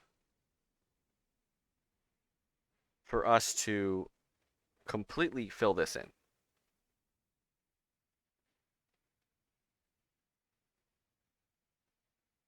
Okay, why is this guy blue? All its points are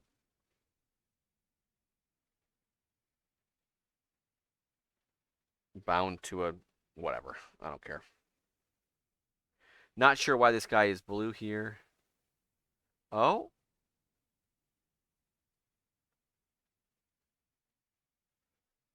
Okay, that's why. But I don't know why that didn't bind. But it's fine. Don't want things hanging out in space.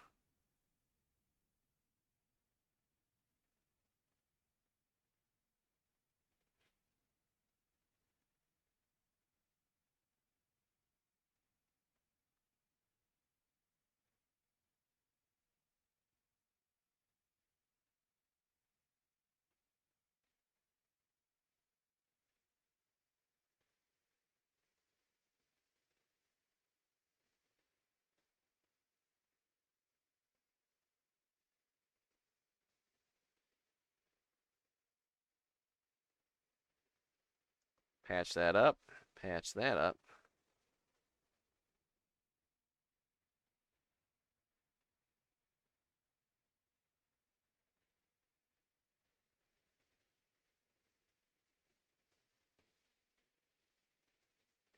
Patch the little toes up. Now, theoretically, yeah, the difficult thing about this is I want this to be a link.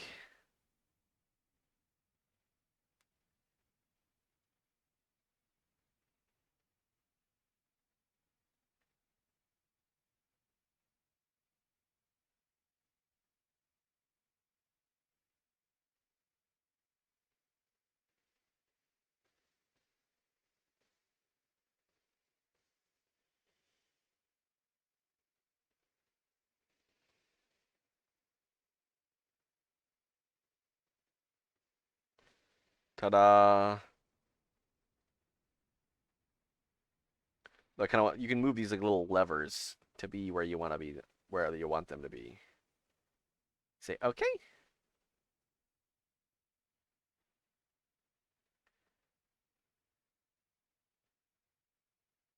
Would you look at that? And you can just keep going back and right-clicking your original sketch and adding things you want.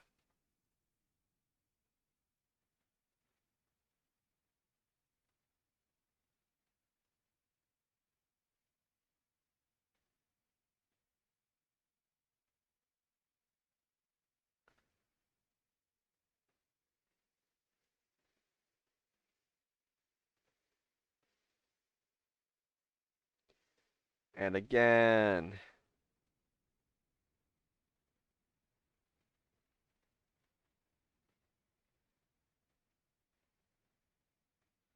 No, don't add the frickin'. Ugh. There we go. I clicked on a point in the distance.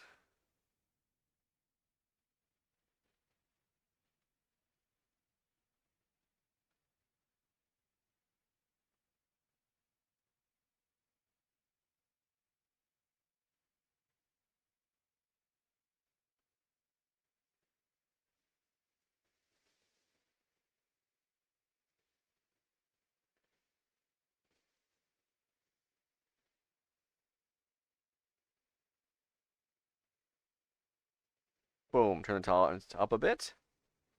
And there we go. Now we still have.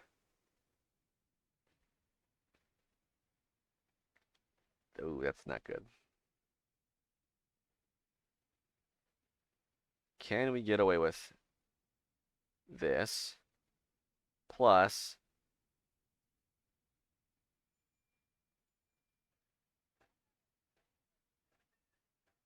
that? Boom.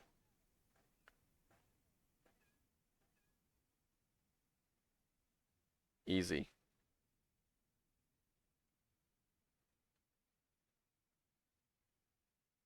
Huh? The loft failed? Oh, okay. So we gotta do some editing.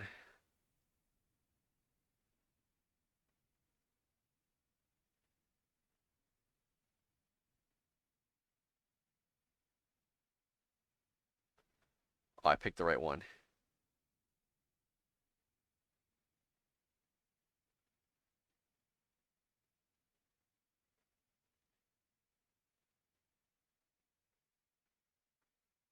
Yay.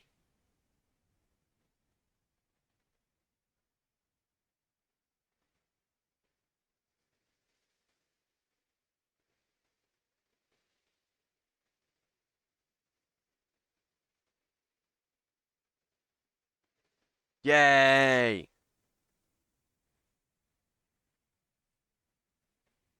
Look at that there.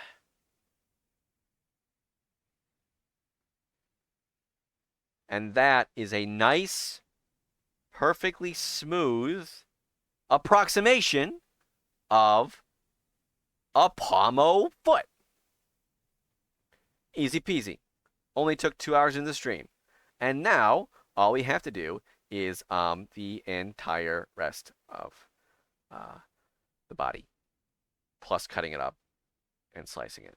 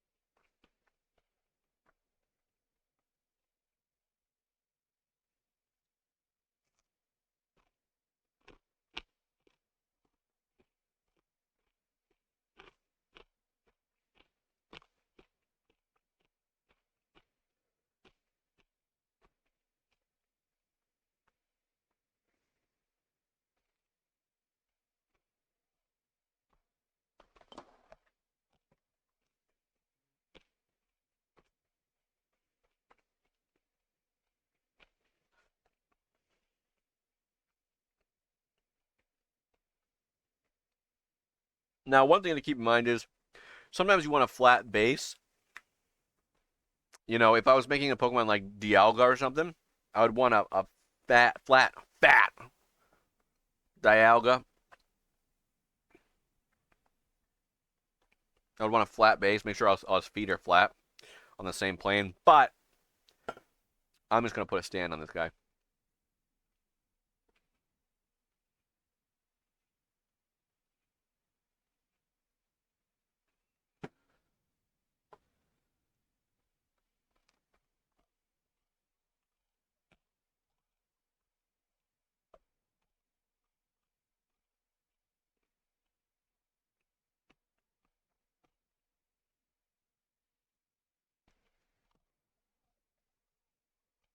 The heck? Oh, where the hair attaches. Like, why's he got a hole in his head? That's why.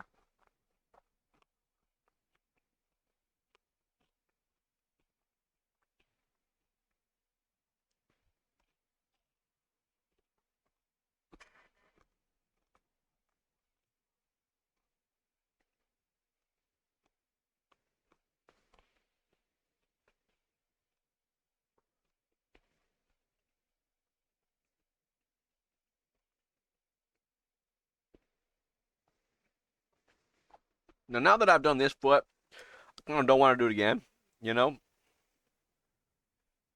And I figure these things are the same. So if I go to the right foot, and I just go, actually, we'll rename this polygon left foot, and this one is left foot. Okay, we go copy, paste.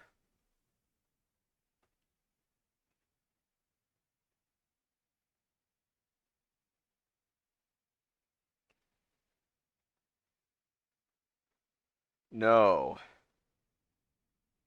copy this guy, paste it here. There we go. Now we're gonna free move this guy.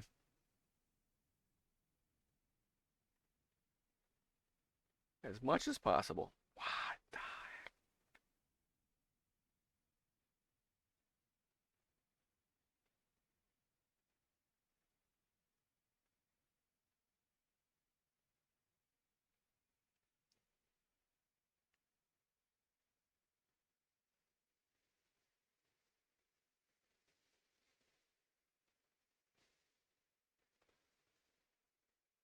What the frick are these controls?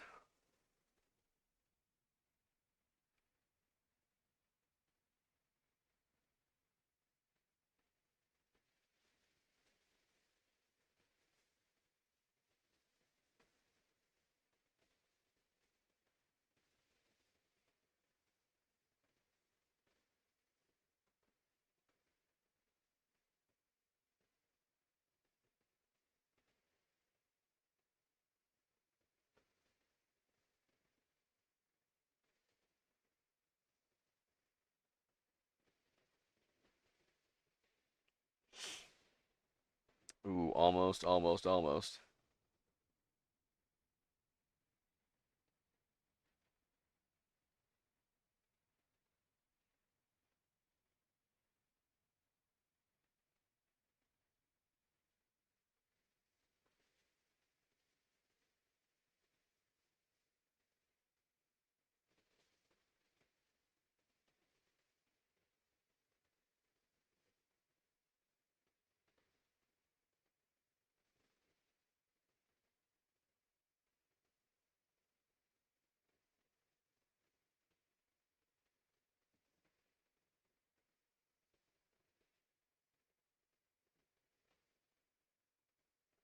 Again, perfect. It doesn't have to be perfect. I do kind of want to get as close as possible, however.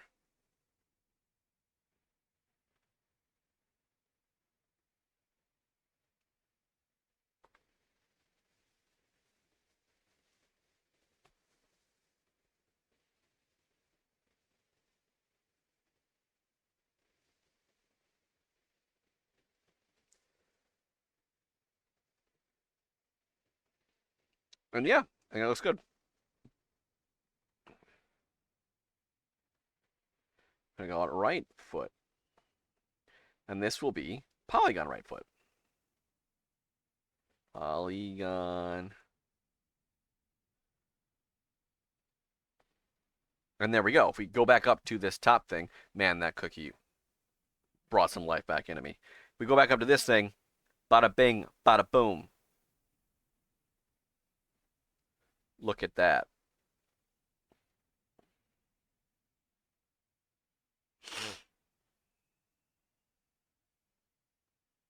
And do y'all understand? All you chatty chatters understand what we're doing here? understand the gist of it, that's essentially what we're doing. That is all we are doing.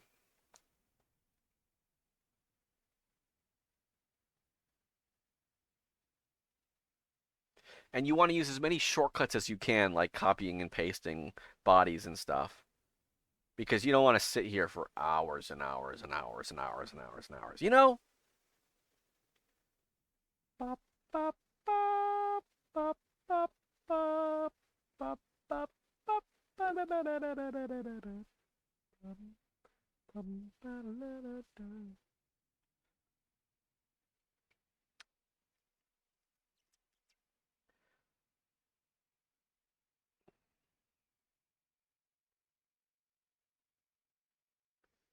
Shall we do the tail? I feel the tail is a straight line, okay.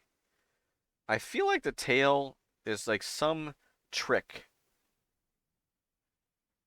that I can do that will knock out the tail real quick. First off, what I want to do is put it through two edges, plane through two edges. And there's like one edge right here, one edge right. Oh, they're not. They're not technically coplanar. Oh no.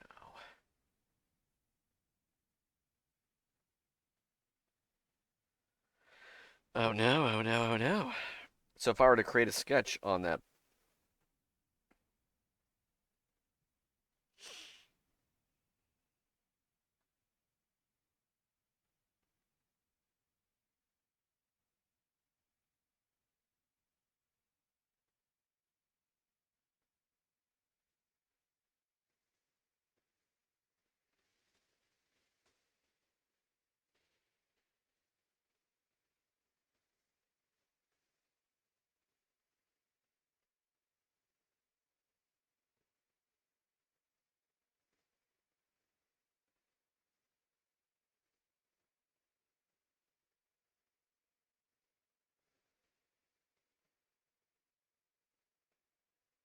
can we select?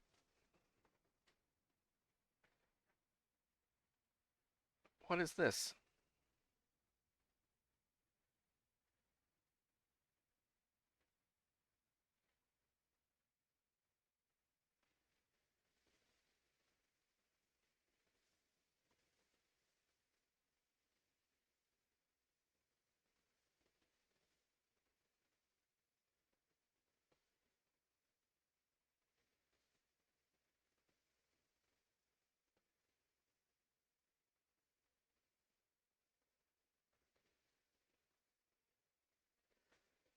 I guess like the other ones. Oh. No, no, what am I doing? This is not a 3D sketch right now. I had the right idea. I had the right idea.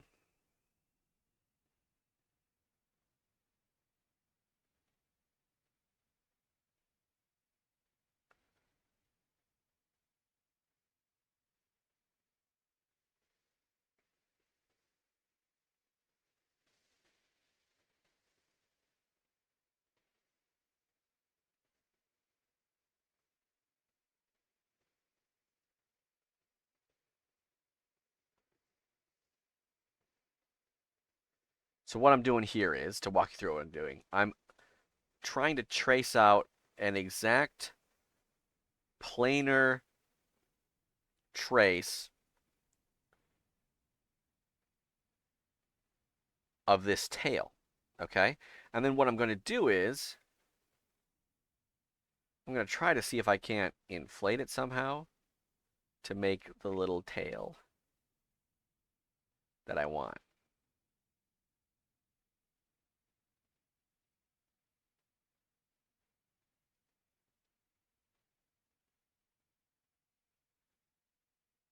Okay, so if I turn the body off here, doot, doot, doot, doot, doot, doot, doot, doot, doot.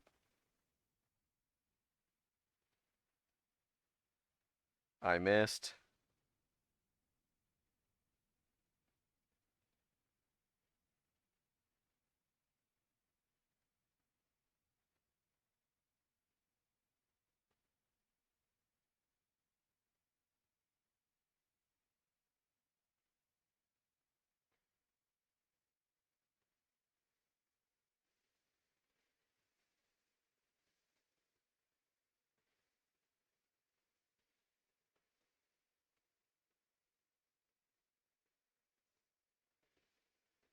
You're blue again, which means I must have missed a point.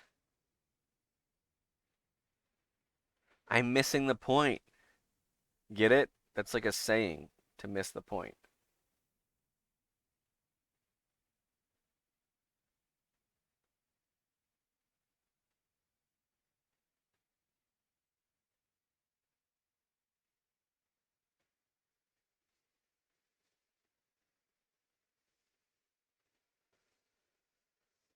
Yeah. So this is the shape of this the tail. I can close it off. Choop. Yep. There we go. That turned blue, which means it's a enclosed thing. Now, the issue is I don't know of a command that's like bubble.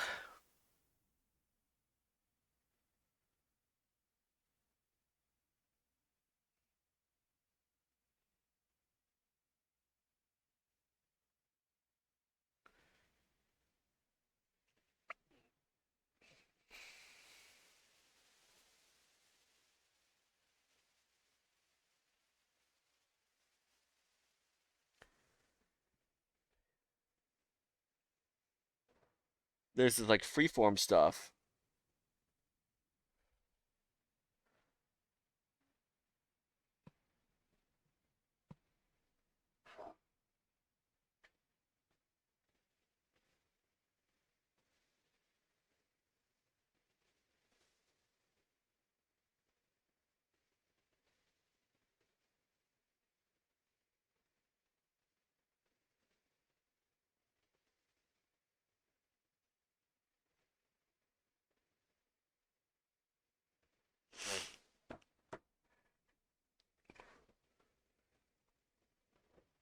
You can be cruising along and then you hit something like this, and it's like, oh.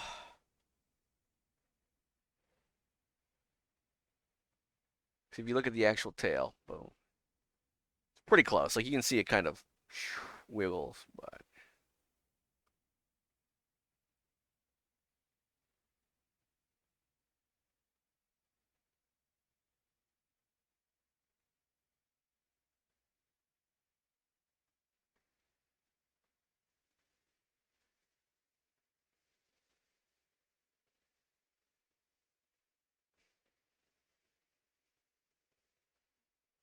so this create form. It's a thing where it kind of shows it in that little thumbnail there, that little preview image. But you make this thing that's essentially you can move around the edges and whatnot.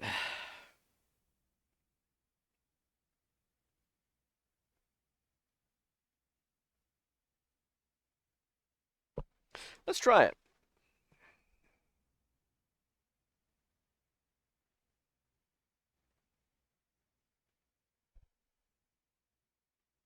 Cylinder, quad ball.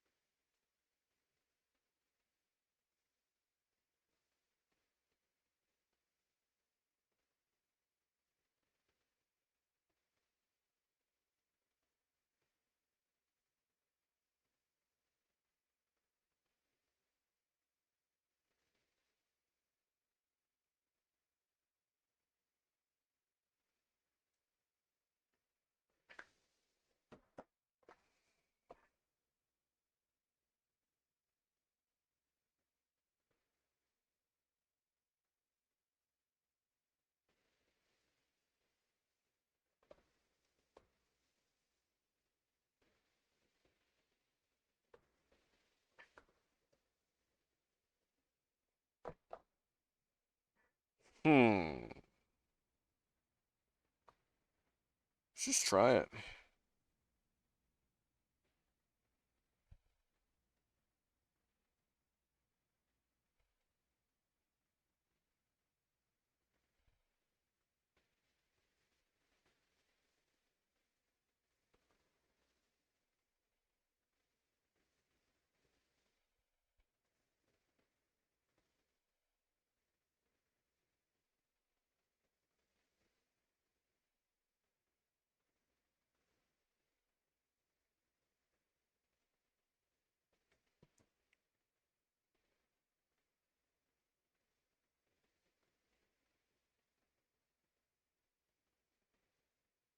There's like a match command here. You know, I don't think cylinder's the right play.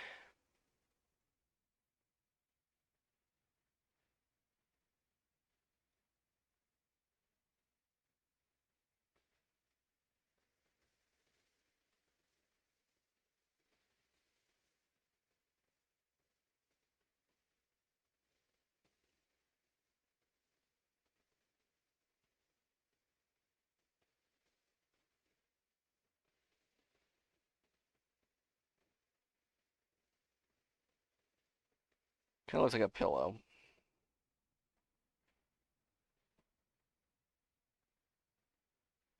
Wait, was there more options there?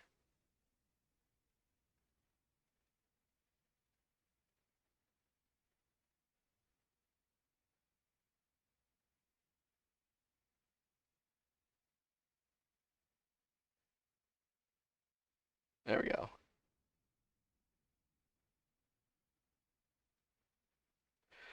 Okay. So,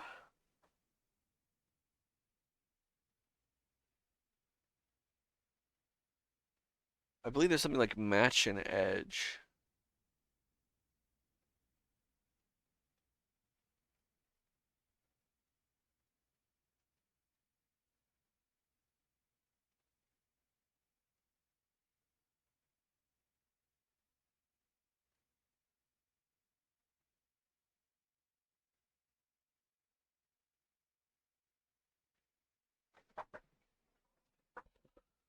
Ah.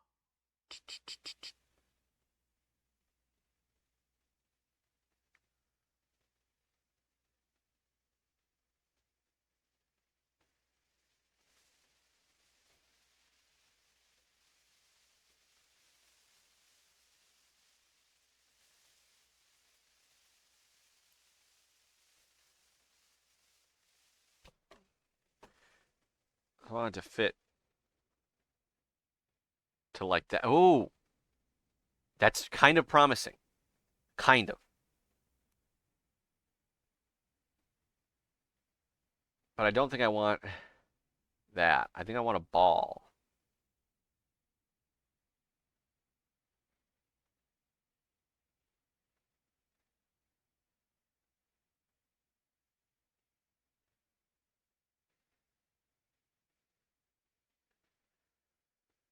I want as many.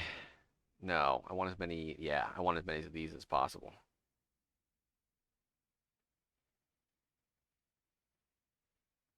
35.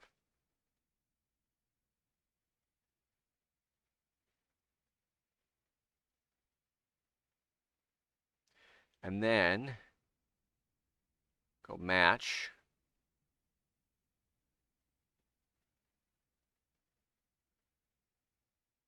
this entire thing. And then I don't want to chain. So what chain does is if you check um, chain on, it will like see how it's doing this entire outside. I don't want that. I want it. I want to be able to just choose these three.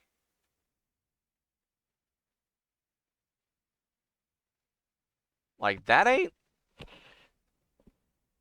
bad.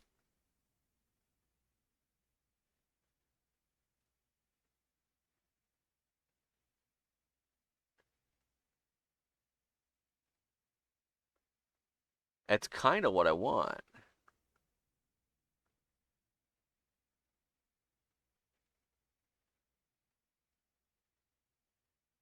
I'm not sure why this side looks much better. You know? Like this side looks like a ball.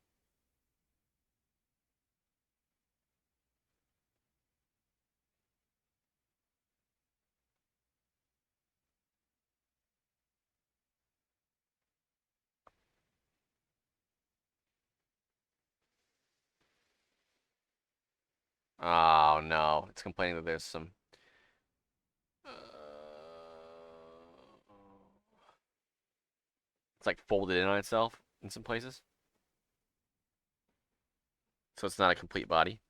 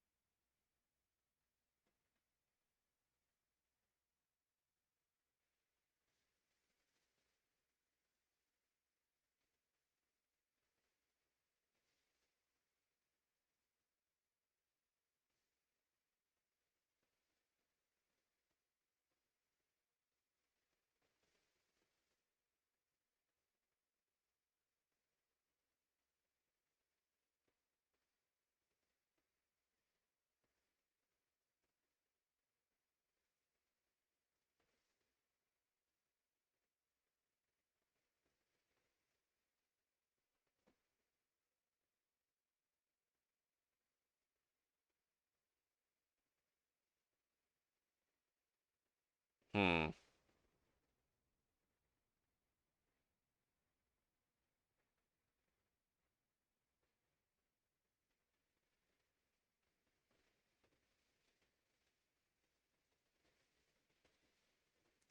But why does it only move that?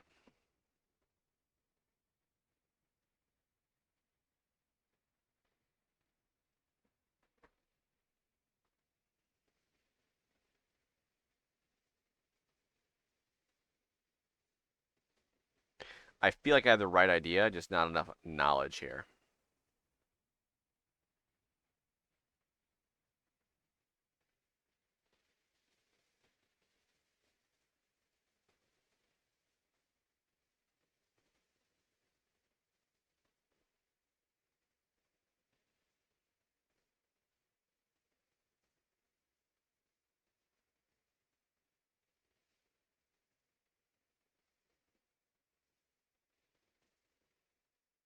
Oh, shoot.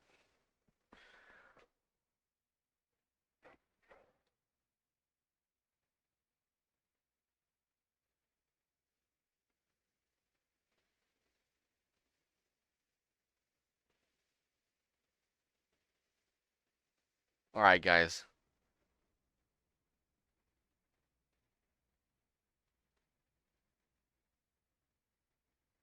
I think I need a nap. I gotta end stream. I'm sorry.